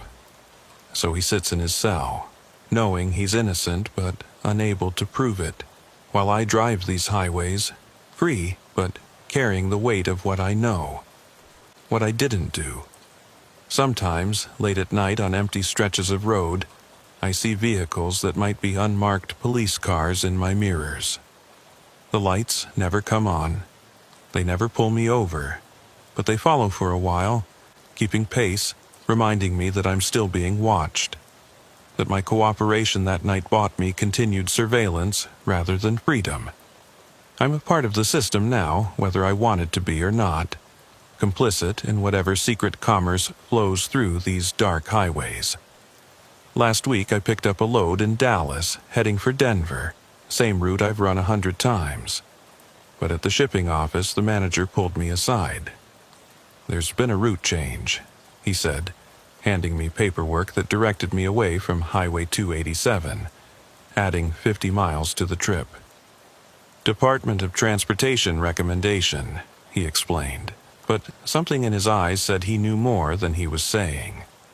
"Safer route," they said. I took the new route, didn't ask questions, didn't protest the extra time and fuel, because I understood the real message. Stay away from Highway 287. Don't go back to where it happened. Some people somewhere had decided I'd been getting too close again, thinking too much about that night. The warning was clear, even if it came disguised as a routine route change. I'm 51 years old now, got maybe another 10 years of driving in me if my back holds out. I'll spend those years staying away from Highway 287, keeping my eyes forward instead of checking my mirrors for ghost trucks, pretending I never met a fake cop named Clint Harwood or helped frame a real one named Nolan Evers. But the guilt rides with me, a permanent passenger in my cab, reminding me that I'm not just a trucker anymore. I'm a co-conspirator in something I don't understand. A small cog in a machine that grinds up good men and spits out convenient lies. The highway stretches on, endless and dark, full of secrets that move in unmarked trucks and destroy anyone who looks too closely. Deputy Evers looked, and they destroyed him. The fake cop knew too much, and they burned him. And me? I keep driving, keep quiet, keep my head down and my mouth shut, because I've seen what happens to people who don't. That's the real horror of that night on Highway 287. Not what I saw, but what I didn't do, what I can never undo. Somewhere out there, the ghost trucks are still running their routes, carrying their mysterious cargo to destinations that don't officially exist. The system that protects them is still in place, still ready to destroy anyone who threatens their operations. And good cops like Deputy Evers are still out there, investigating, asking questions, not knowing that the system they serve has mechanisms in place to eliminate them if they get too close to the truth. I'll retire someday if I live that long, move somewhere far from any major highway, try to forget what I know. But you don't really retire from something like this. Once you've seen behind the curtain, once you've been part of the machinery that destroys innocent lives to protect dark secrets, you carry that knowledge forever. It changes you, makes you see the world differently, makes you understand that the real criminals aren't always the ones in handcuffs. The fake officer's dead, burned in his fake patrol car, but there are others like him, I'm sure of it. Men and women who appear when needed, who have the right uniforms and the right words, who frame the innocent and protect the guilty, who keep the secret highways secret. They're out there tonight, maybe pulling over another trucker, maybe setting up another good cop, maybe disposing of another loose end. The system continues, the ghost trucks keep running, and Highway 287 remains a dark corridor where innocent men lose their lives and guilty secrets stay buried. That's my story, the one I'll never tell officially, the one that will die with me. Deputy Nolan Evers sits in federal prison for a crime he didn't commit.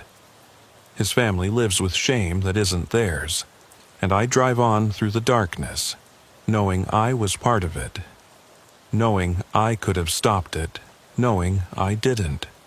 The highway doesn't judge, doesn't care, just goes on forever, carrying its secrets and its guilt, its ghost trucks and its broken lives through the endless Texas night.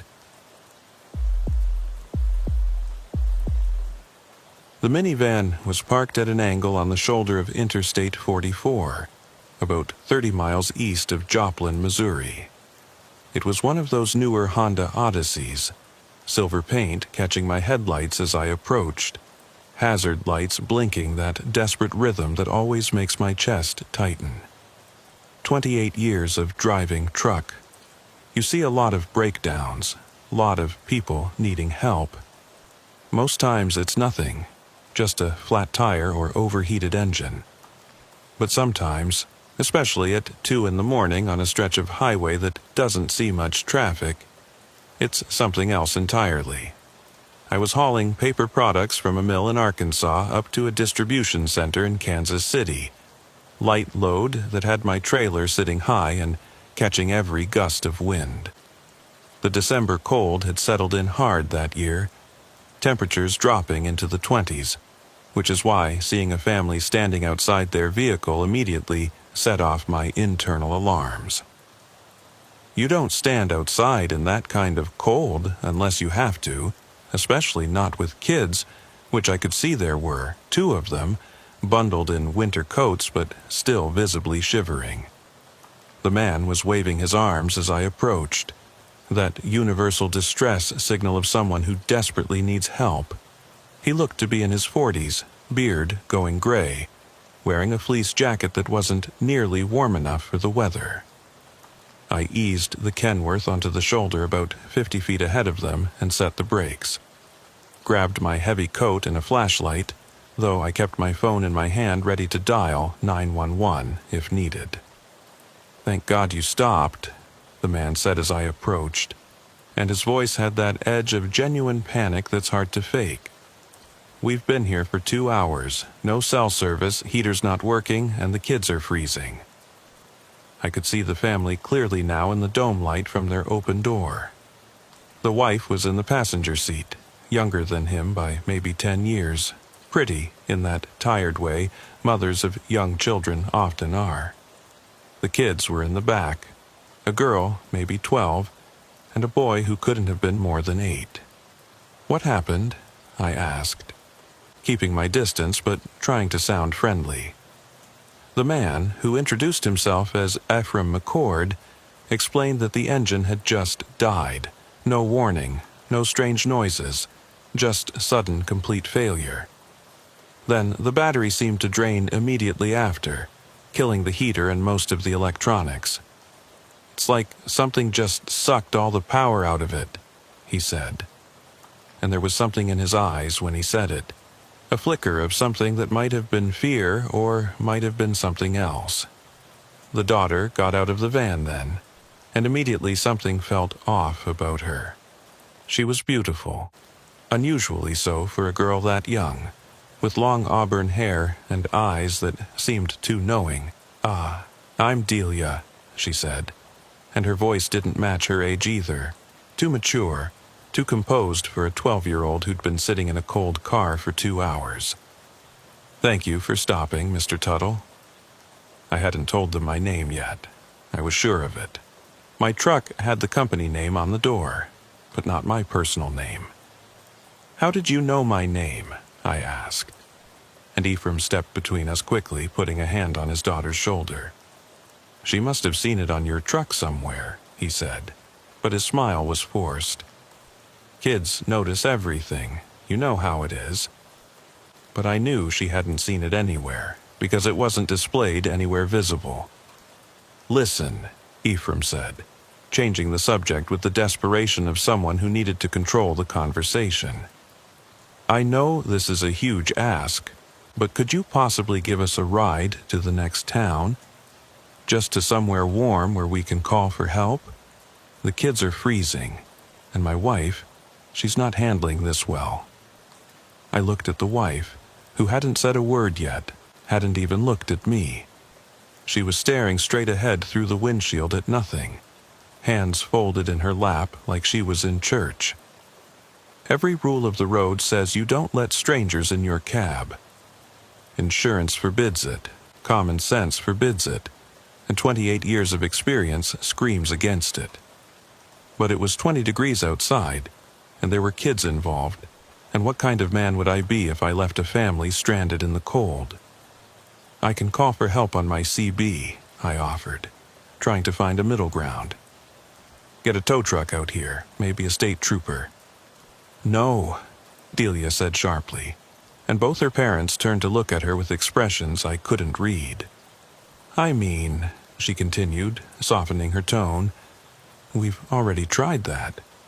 Dad walked half a mile to try to find signal. Nothing works out here, it's like we're in a dead zone."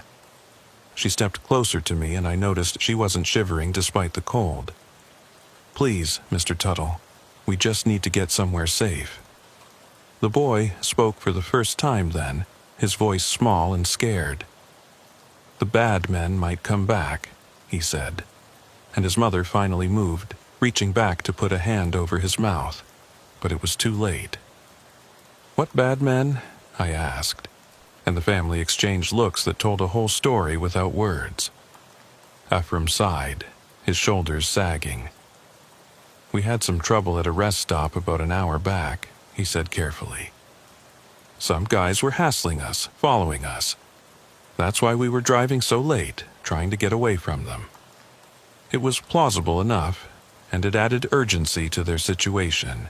If someone was following them, if this breakdown wasn't accidental but sabotage, then leaving them here was even worse than I'd thought. But something still felt wrong. The daughter, Delia, was watching me with those two knowing eyes, and there was something almost predatory in her gaze. Not sexual, nothing like that, but calculating. Like she was measuring me for something. "Please," the wife finally spoke, and her voice was different than I expected. Accented slightly, Eastern European maybe. "We have money.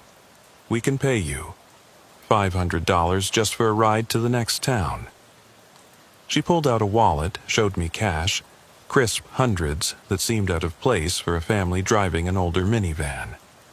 $500 for maybe a 30-minute drive was absurd, and the fact that they were offering it made me more suspicious, not less.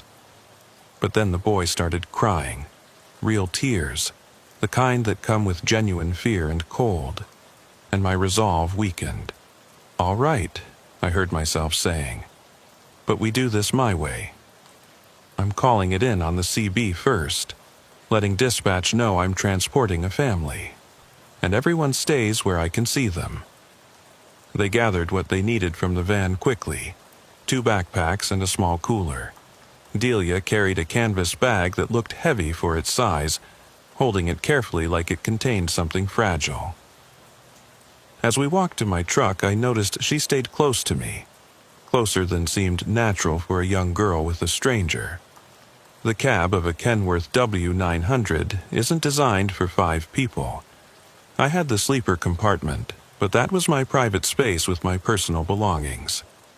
I ended up putting the parents in the passenger seat, him holding her on his lap, while the kids sat on the floor of the cab behind the seats. Not legal, not safe, but better than freezing on the highway. As soon as we were settled, I grabbed the CB to call it in, but Delia put her hand on my arm. "Please don't," she said, and there was something in her touch, a warmth that spread up my arm and made my thoughts go fuzzy. "If you call it in, the bad men might hear. They have radios, too." It made no sense, but I found myself putting the CB handset down, my hand moving without my conscious control. "That's better," Ephraim said, and his voice had changed, lost the desperate edge and become something colder, more controlled. "Now, Mr. Tuttle, we need to discuss what's really happening here." The wife turned in the seat to look at me, and her eyes were different now, pupils dilated so wide they looked black. "You've been very helpful," she said, accent thicker now. "But we need more than just a ride." I tried to shake off the drowsiness, tried to focus. "What are you people?" I managed to ask, though my tongue felt thick.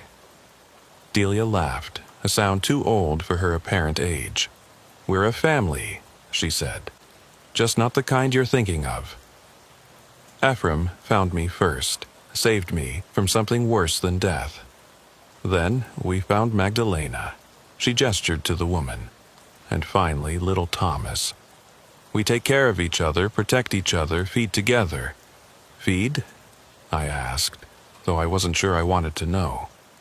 The boy, Thomas, had curled up in the corner, no longer crying, but watching everything with wide, frightened eyes.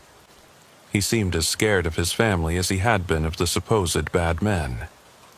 "He's new," Ephraim explained, noticing my attention, still adjusting to our way of life. "But he'll learn, just like Delia did."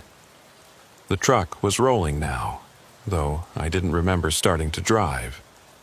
My hands were on the wheel, my foot on the accelerator, but it felt like someone else was controlling them.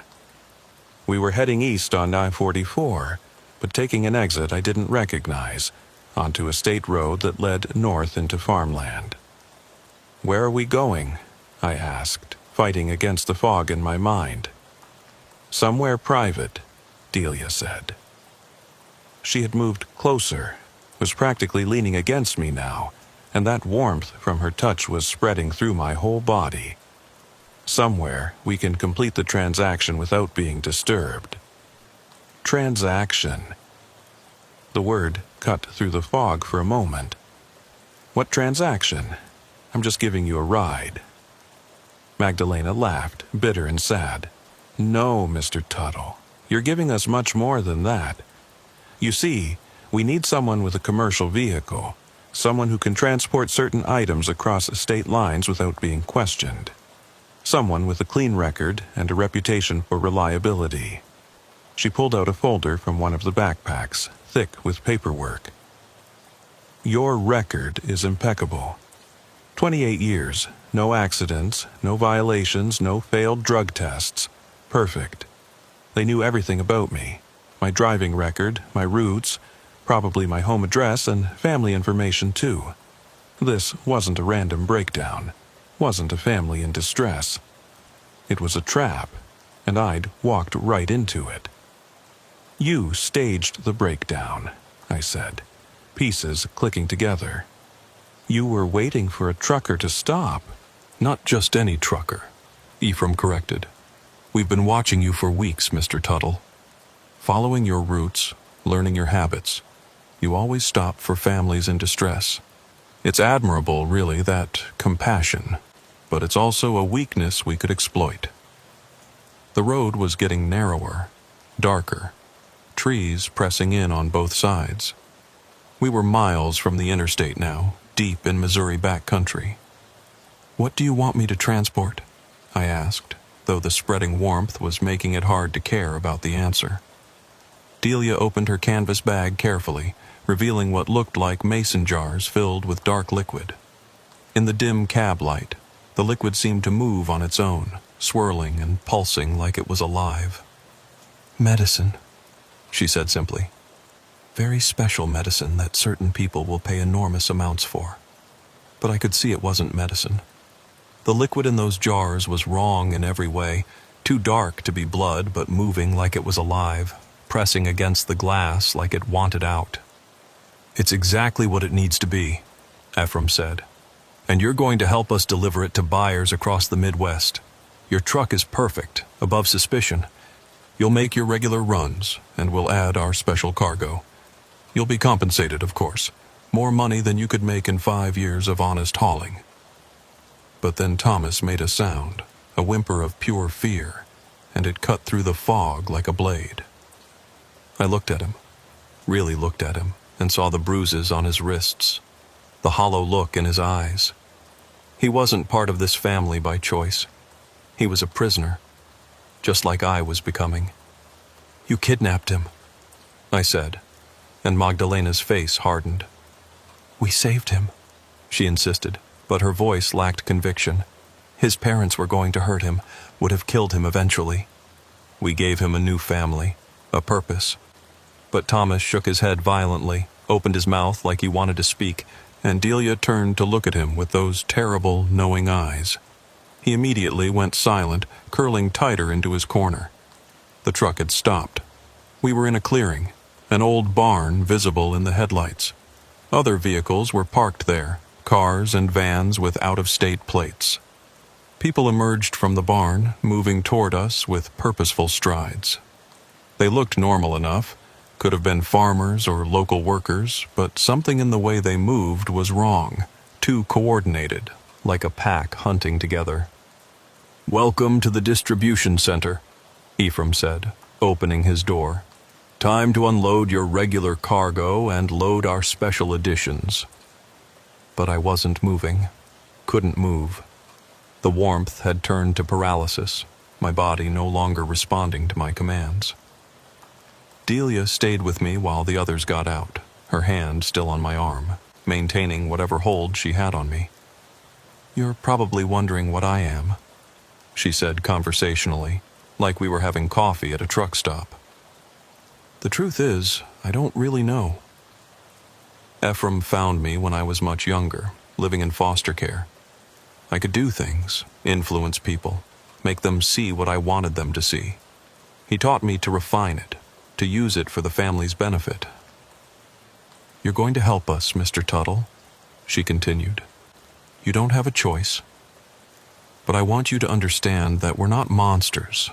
We're survivors, doing what we need to do in a world that would destroy us if it knew we existed." She gestured to the jars in the bag.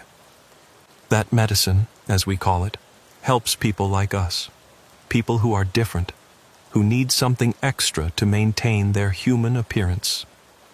Human appearance. The words confirmed what I'd been trying not to think. These weren't people, not entirely. They were something else, something that needed special substances to pass for human. And now they wanted to use my truck, my reputation, to distribute their nightmare fuel across the country. The others were unloading my trailer now, moving the paper products to one of the barns. They worked efficiently, systematically, like they'd done this many times before. How many other truckers had they trapped like this? How many were out there right now, hauling their dark cargo along with legitimate loads, unable to refuse or report what was happening?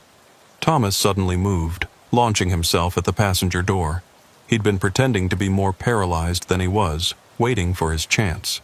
He got the door open, tumbled out onto the ground, started running toward the trees. For a moment, hope flared in my chest. If he could escape, maybe he could get help, tell someone what was happening here. But Magdalena was impossibly fast. She didn't run so much as flow across the ground, catching Thomas before he'd made it 20 feet. When she brought him back, he was unconscious, head lolling against her shoulder. "Children," she said sadly. "Always so difficult in the beginning. But he'll learn just as Delia did." Delia. They loaded the jars into hidden compartments in my trailer, spaces I didn't know existed, behind false panels and under the floor. Dozens of them, each pulsing with that dark liquid that hurt to look at directly. When they were done, the trailer looked exactly the same, would pass any inspection unless someone knew exactly where to look. "Your first delivery is in Denver," Ephraim said, handing me a phone I didn't recognize. "The address will be texted to you when you arrive. You'll wait at that location for exactly 10 minutes. Someone will come for the cargo. You don't speak to them, don't look at them directly, just let them take what they came for. Then you continue your regular route as if nothing happened." "And if I don't?" I managed to ask, Delia's control loosening slightly now that the cargo is loaded. If I drive straight to the police?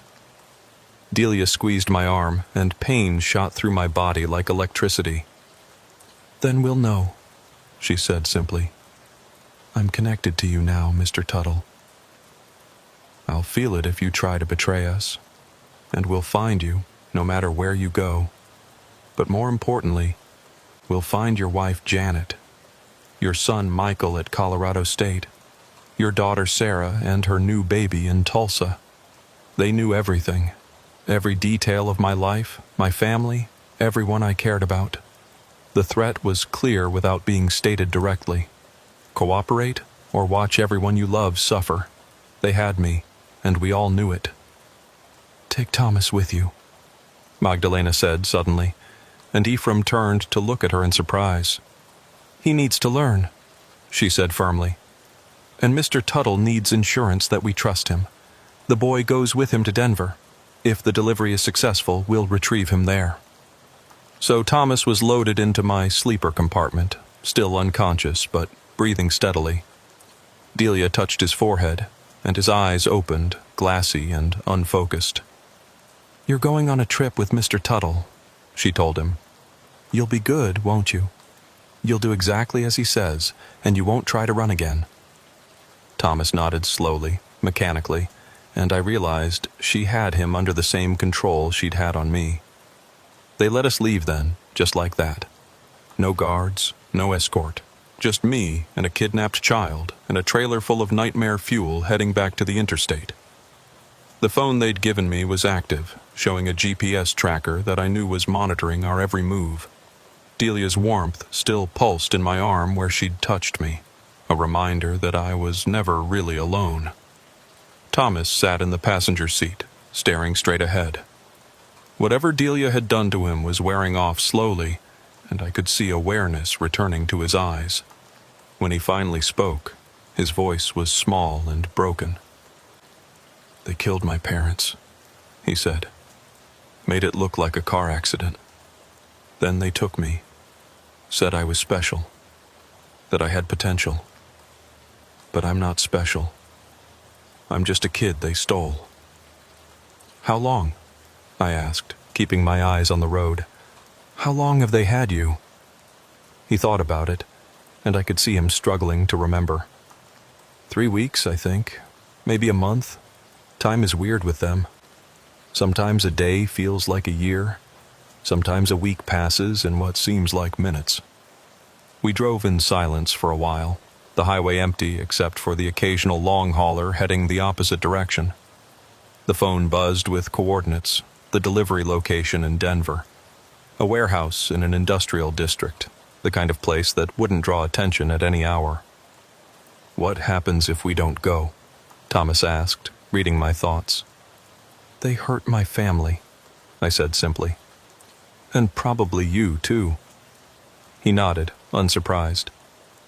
They're not really a family, he said. They're parasites, using people like us to survive. Those jars, that liquid, it's extracted from people like me. People with certain genetic markers that make us compatible with their needs. They farm us, basically. Keep us alive to harvest what they need. The horror of it was too much to process. They weren't just smuggling some mysterious substance. They were trafficking in human essence. Something extracted from kidnapped children like Thomas. And I was now part of it, willingly or not, transporting their harvest to others of their kind. The Denver skyline appeared in the distance, mountains behind it painted purple by the approaching dawn. The phone buzzed again, more specific directions now. I followed them mechanically, my mind racing through possibilities. Could I signal someone? Leave evidence? But Delia's warmth pulsed in my arm, reminding me that I was being monitored in ways I didn't understand. The warehouse was exactly what I'd expected.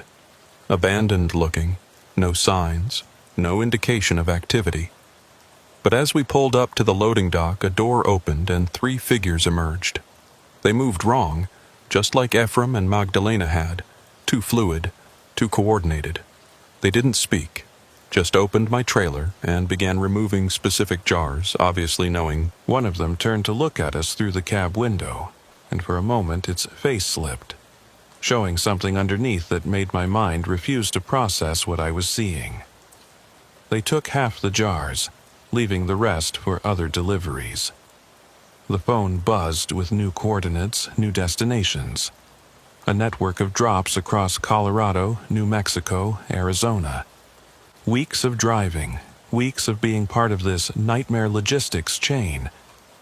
When the figures retreated back into the warehouse, Thomas grabbed my arm.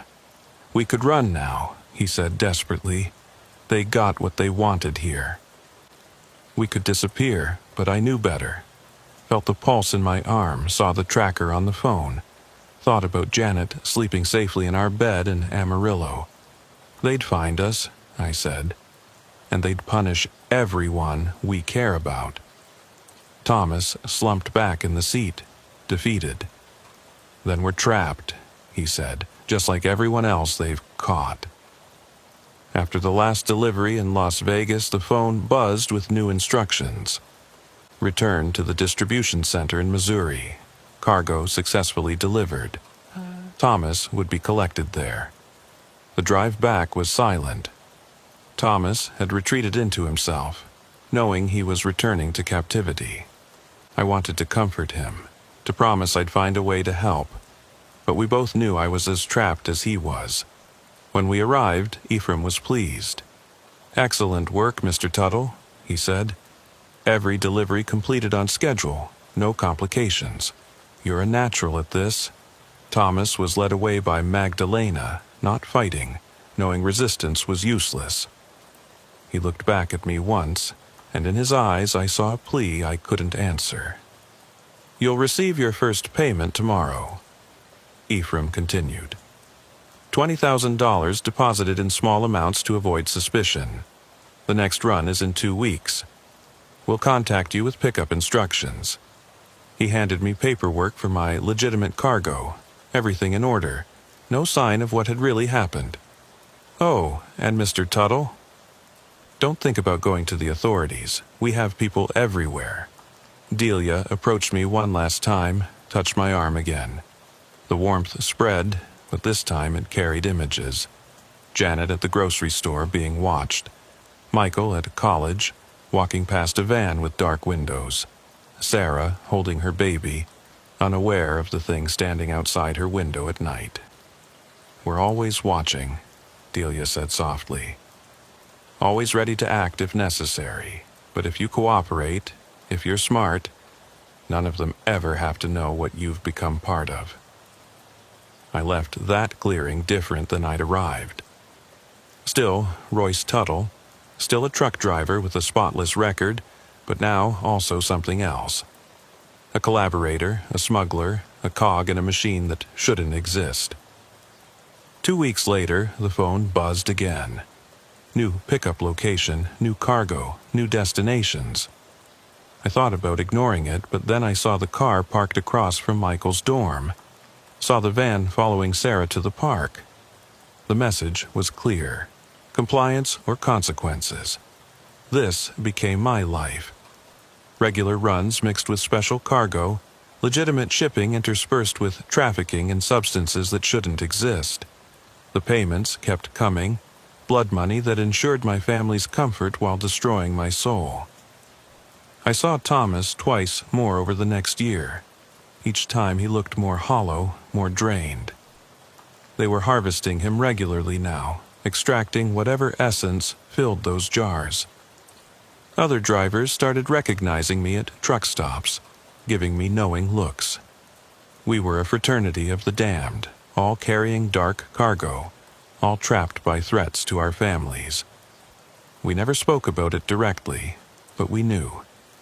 You could see it in the eyes, the weight of carrying secrets that would destroy the world if revealed.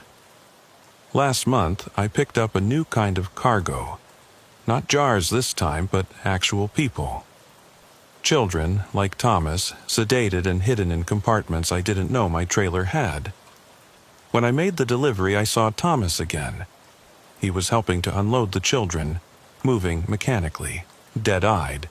They'd broken him completely, turned him into one of their tools. That's the real horror of it all. Not just that these things exist, not just that they feed on us, but that they've made us complicit in our own victimization. Thousands of drivers, warehouse workers, officials, all trapped in the same web, all helping to maintain the system that preys on humanity. We're livestock that helps manage the farm, too scared for our families to resist, too deep in to escape. So I keep driving. The phone sits on my dashboard, waiting to buzz with instructions. Delia's warmth pulses in my arm, a constant reminder that I'm owned, controlled, part of their network, whether I want to be or not. The highway stretches ahead, endless and dark, full of secrets that move in trucks like mine. And somewhere behind me, Thomas helps prepare new children for harvesting. His humanity stripped away piece by piece until only compliance remains.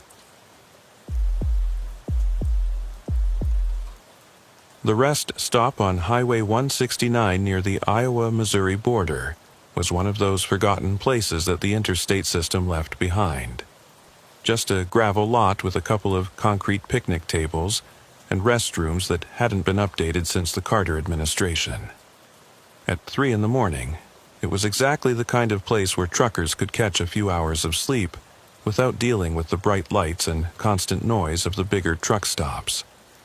That's why I was there that night, and that's why Merritt Cooley was there too. I'd been hauling grain from Cedar Rapids down to Springfield, running solo like I had for the past 15 years. The Freightliner was getting old, but she still ran smooth, and I knew every sound she made, every vibration that was normal and every one that wasn't. Merritt's rig was parked about 30 feet from mine, a newer Volvo with Tennessee plates. I'd seen him pull in about an hour after me. Watched him do his walk-around inspection with a flashlight before climbing into his sleeper cab. It was the sound that woke me up. Not loud, not violent, just wrong. Like air being sucked out of something, followed by a soft thud. I checked my watch, 3:47 a.m. Through my windshield I could see Merritt's truck, but something was off. The driver's door was open, dome light on, but no sign of him. Maybe he'd needed the restroom, though most of us had bottles for that to avoid walking through rest stops at night. I waited 5 minutes, then 10. The door stayed open, the lights stayed on, and Merritt didn't come back. Finally, I grabbed my flashlight and climbed down from my cab. The night was humid, thick with the smell of cornfields and diesel exhaust. Crickets were going strong, but underneath their noise was a silence that felt deliberate, like something was holding its breath. Merritt's cab was empty, keys still in the ignition, logbook open on the seat, fresh coffee in the cup holder still steaming. His phone was there too, screen cracked but working, showing 3 missed calls from someone named Diane. But Merritt himself was gone, like he'd just evaporated. I called out his name, swept my flashlight around the rest stop. Nothing but empty picnic tables and shadows that seemed deeper than they should be. That's when I saw the other truck. It was parked at the far edge of the lot, almost hidden in the trees. Old model, maybe from the 80s, no lights, no plates that I could see. It hadn't been there when I'd pulled in, I was sure of that. But there it sat, dark and silent, like it had always been there.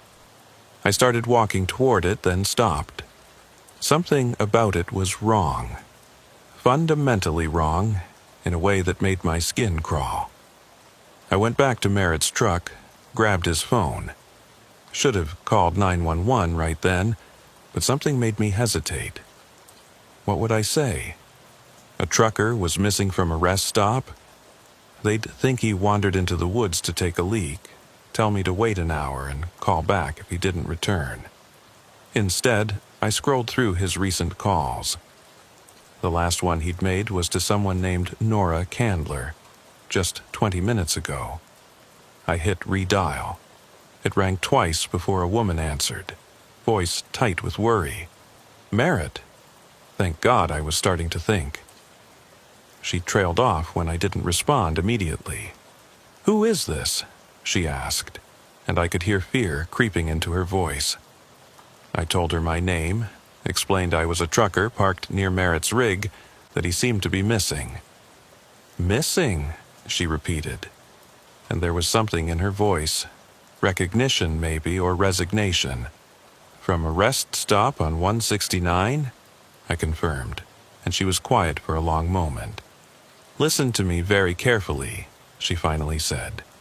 Get back in your truck right now. Lock your doors and drive away. Don't look for him, don't call the police, just leave. Lady, I can't just leave. The man might be hurt, might need help, but she cut me off. He's gone, she said flatly, just like the others. 3 truckers in the last 2 months, all from rest stops along that corridor. The police won't do anything, can't do anything. If you stay there, you'll be next. Others? The word hung in the air like a threat. What do you mean, others? What's happening here? But the line went dead.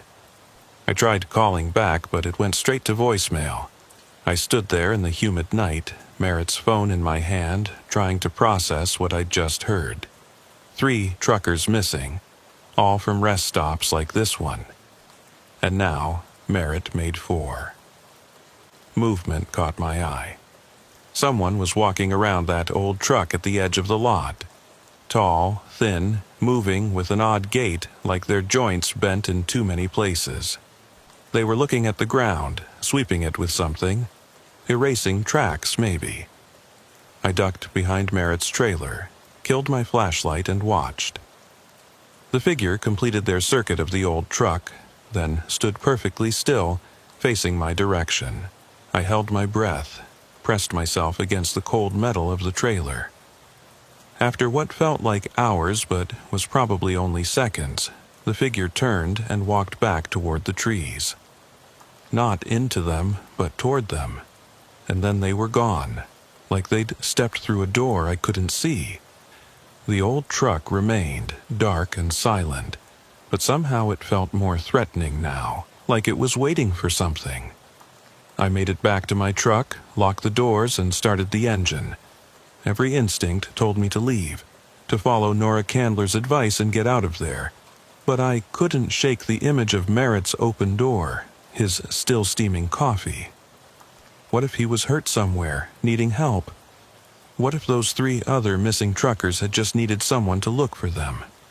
I turned on every light my truck had, floods and spots and hazards, turning the rest stop into daylight. Then I got out again, carried the biggest wrench I had, and started searching systematically. The restrooms first. Empty, just cracked tiles and the smell of ancient piss. The picnic area, nothing but cigarette butts and old food wrappers. The tree line, dense and dark, but no signs of disturbance. It was when I circled back toward that old truck that I found it. A wallet lying in the gravel about 10 feet from where the figure had been standing. Not Merritt's, this one was older, worn leather with a trucker's chain. Inside was a CDL for someone named Eugene Vance from Oklahoma, expired 3 years ago. But the photo was recent, couldn't have been more than a few months old. Eugene looked tired in it, hollow-eyed, like someone who'd been sick for a long time. There were other things in the wallet, too. A business card for a company called Transitional Services with no address, just a phone number. A folded piece of paper with dates and locations, all rest stops, all along Highway 169. And a photo of a woman and 2 kids, edges worn from handling. On the back, someone had written, "Remember why," in shaky handwriting. I was so focused on the wallet that I almost missed the sound. Footsteps on gravel, multiple sets, getting closer. I looked up to see 3 figures emerging from behind the old truck. All tall, all moving with that same wrong gait, all focused on me. I backed toward my truck, wrench raised, but they weren't rushing. They moved steadily, deliberately, like they knew I had nowhere to run. "You should have left," one of them said, and their voice was like an echo of an echo, words formed without proper breath behind them. "Curiosity is dangerous here. Makes you visible to things that prefer to stay hidden." They were close enough now that I could see their faces in my truck's lights. Human features, but assembled wrong, like someone had described a face to an artist who'd never seen one. "Where's Merritt?" I demanded, trying to keep my voice steady. "Where are the others?" The middle figure tilted its head, considering. "Transitioning," it said simply. "From your world to ours, from your purpose to our needs. It's not painful, if that concerns you, more like sleeping while awake." I swung the wrench at the nearest one, connected solidly with what should have been a shoulder.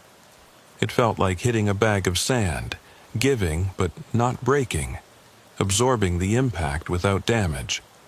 The figure didn't even step back, just looked at the wrench with something like curiosity. "Violence won't help," it said. "We're not here to hurt you. We're here to collect. The old truck needs drivers, and drivers need to disappear properly." "You're taking truckers," I said, pieces clicking together, making them vanish from rest stops, taking them somewhere.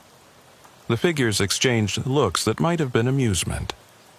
"Not taking," one corrected, "recruiting. Your world has so many drivers, so many routes. We need guides who know the roads, who can navigate between spaces. The ones we take help us move through your infrastructure." "And if they refuse?"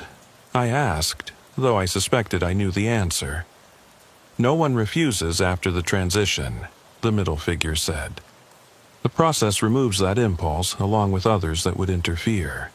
They become perfect drivers for our needs, never tired, never questioning, never trying to return home." Behind them, the old truck's engine suddenly rumbled to life, though no one was in the cab. The headlights came on, but the light they cast was wrong, too blue, too cold, showing things that weren't there in normal light. I could see shapes moving inside the cab, multiple figures where there should only be room for one or two. And in the driver's seat, barely visible through the windshield, was Merritt Cooley, hands on the wheel, staring straight ahead with empty eyes. "He's adjusting well," one of the figures noted.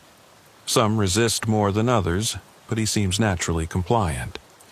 He'll make an excellent addition to our fleet." They started moving closer, again, spreading out to cut off my escape routes. "You've seen too much now," the middle one said. "Learned too much. We can't let you leave with this knowledge." I ran.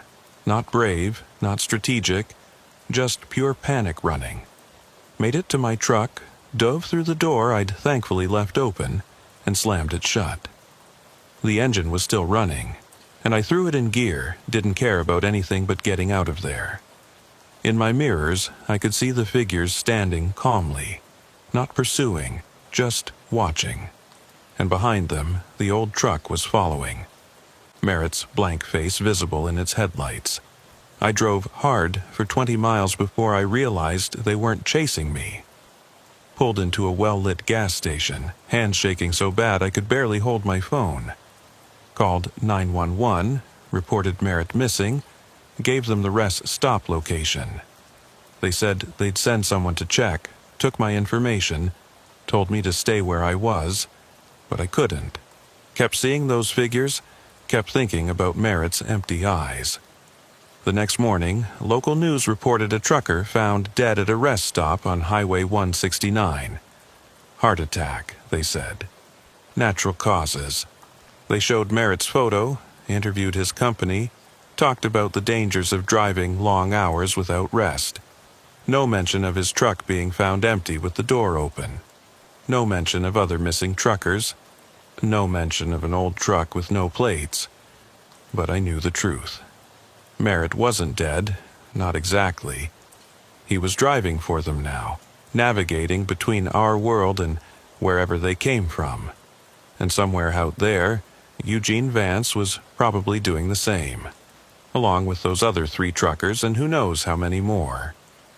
All of them taken from rest stops, transitioned into something else, turned into drivers for things that shouldn't exist.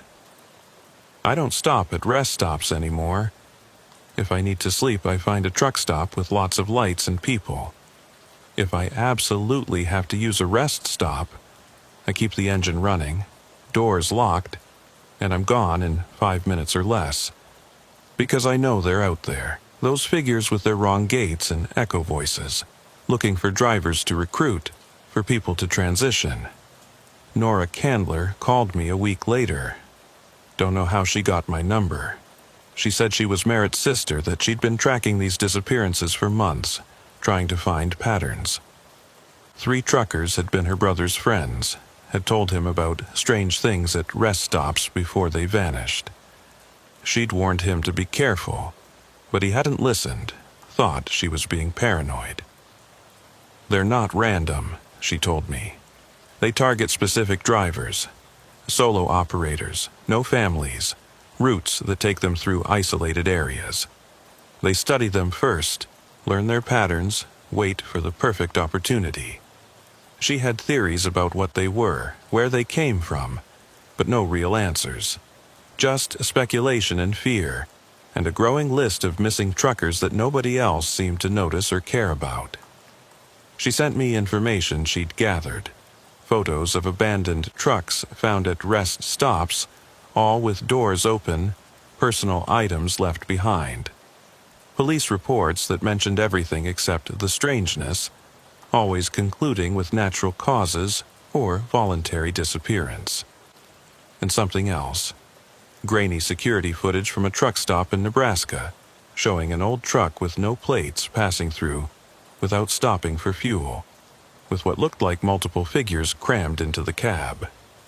The last thing she sent was a map. Red dots marked where truckers had disappeared, blue lines showing their usual routes. The pattern was clear. A corridor running through the Midwest, centered on Highway 169, but spreading like veins to other routes. And at the center of it all, that rest stop where Merritt had vanished, where I'd nearly been taken too. I changed my routes after that, stayed away from that corridor, but sometimes, late at night on empty highways, I see trucks that don't look right. Old models with too many people in the cab, driving too smooth, never stopping for way stations. And I wonder if one of them is Merritt, transformed into something else, ferrying things between worlds on routes that don't appear on any map. The wallet I found, Eugene Vance's wallet, I kept it. Don't know why, maybe as proof that I didn't imagine it all. Sometimes I look at that photo of his family, wonder if they ever found out what really happened to him. The business card for transitional services, I tried calling it once. The voice that answered wasn't human, couldn't have been. It asked for my location, my route, my truck model. I hung up and threw the phone away, bought a new one the next day. That's my story, the one I'll never tell at truck stops, never share with other drivers. Because talking about it makes it real, and making it real means acknowledging that our highways aren't just ours, that things use our infrastructure for their own purposes, taking our drivers when they need them, transitioning them into servants for their shadow transportation network. Somewhere tonight, a trucker is pulling into an empty rest stop, tired and needing sleep. Maybe they'll notice an old truck at the edge of the lot. Maybe they won't. Maybe they'll see figures moving wrong in the darkness. Maybe they'll just close their eyes and rest. And maybe, just maybe, they'll disappear like Merritt Cooley, like Eugene Vance, like all the others who stopped at the wrong place at the wrong time. The highways go on forever, connecting cities and towns, carrying commerce and dreams. But they also connect to other places, darker places, where old trucks drive impossible routes and transitioned drivers stare endlessly forward with empty eyes. I know because I've seen it, because I almost became part of it. And every time I pass a rest stop at night, I remember Merritt's still steaming coffee and the sound of an engine starting with no one in the cab. And I keep driving, always keep driving, never stopping in the dark places where the infrastructure of our world touches theirs.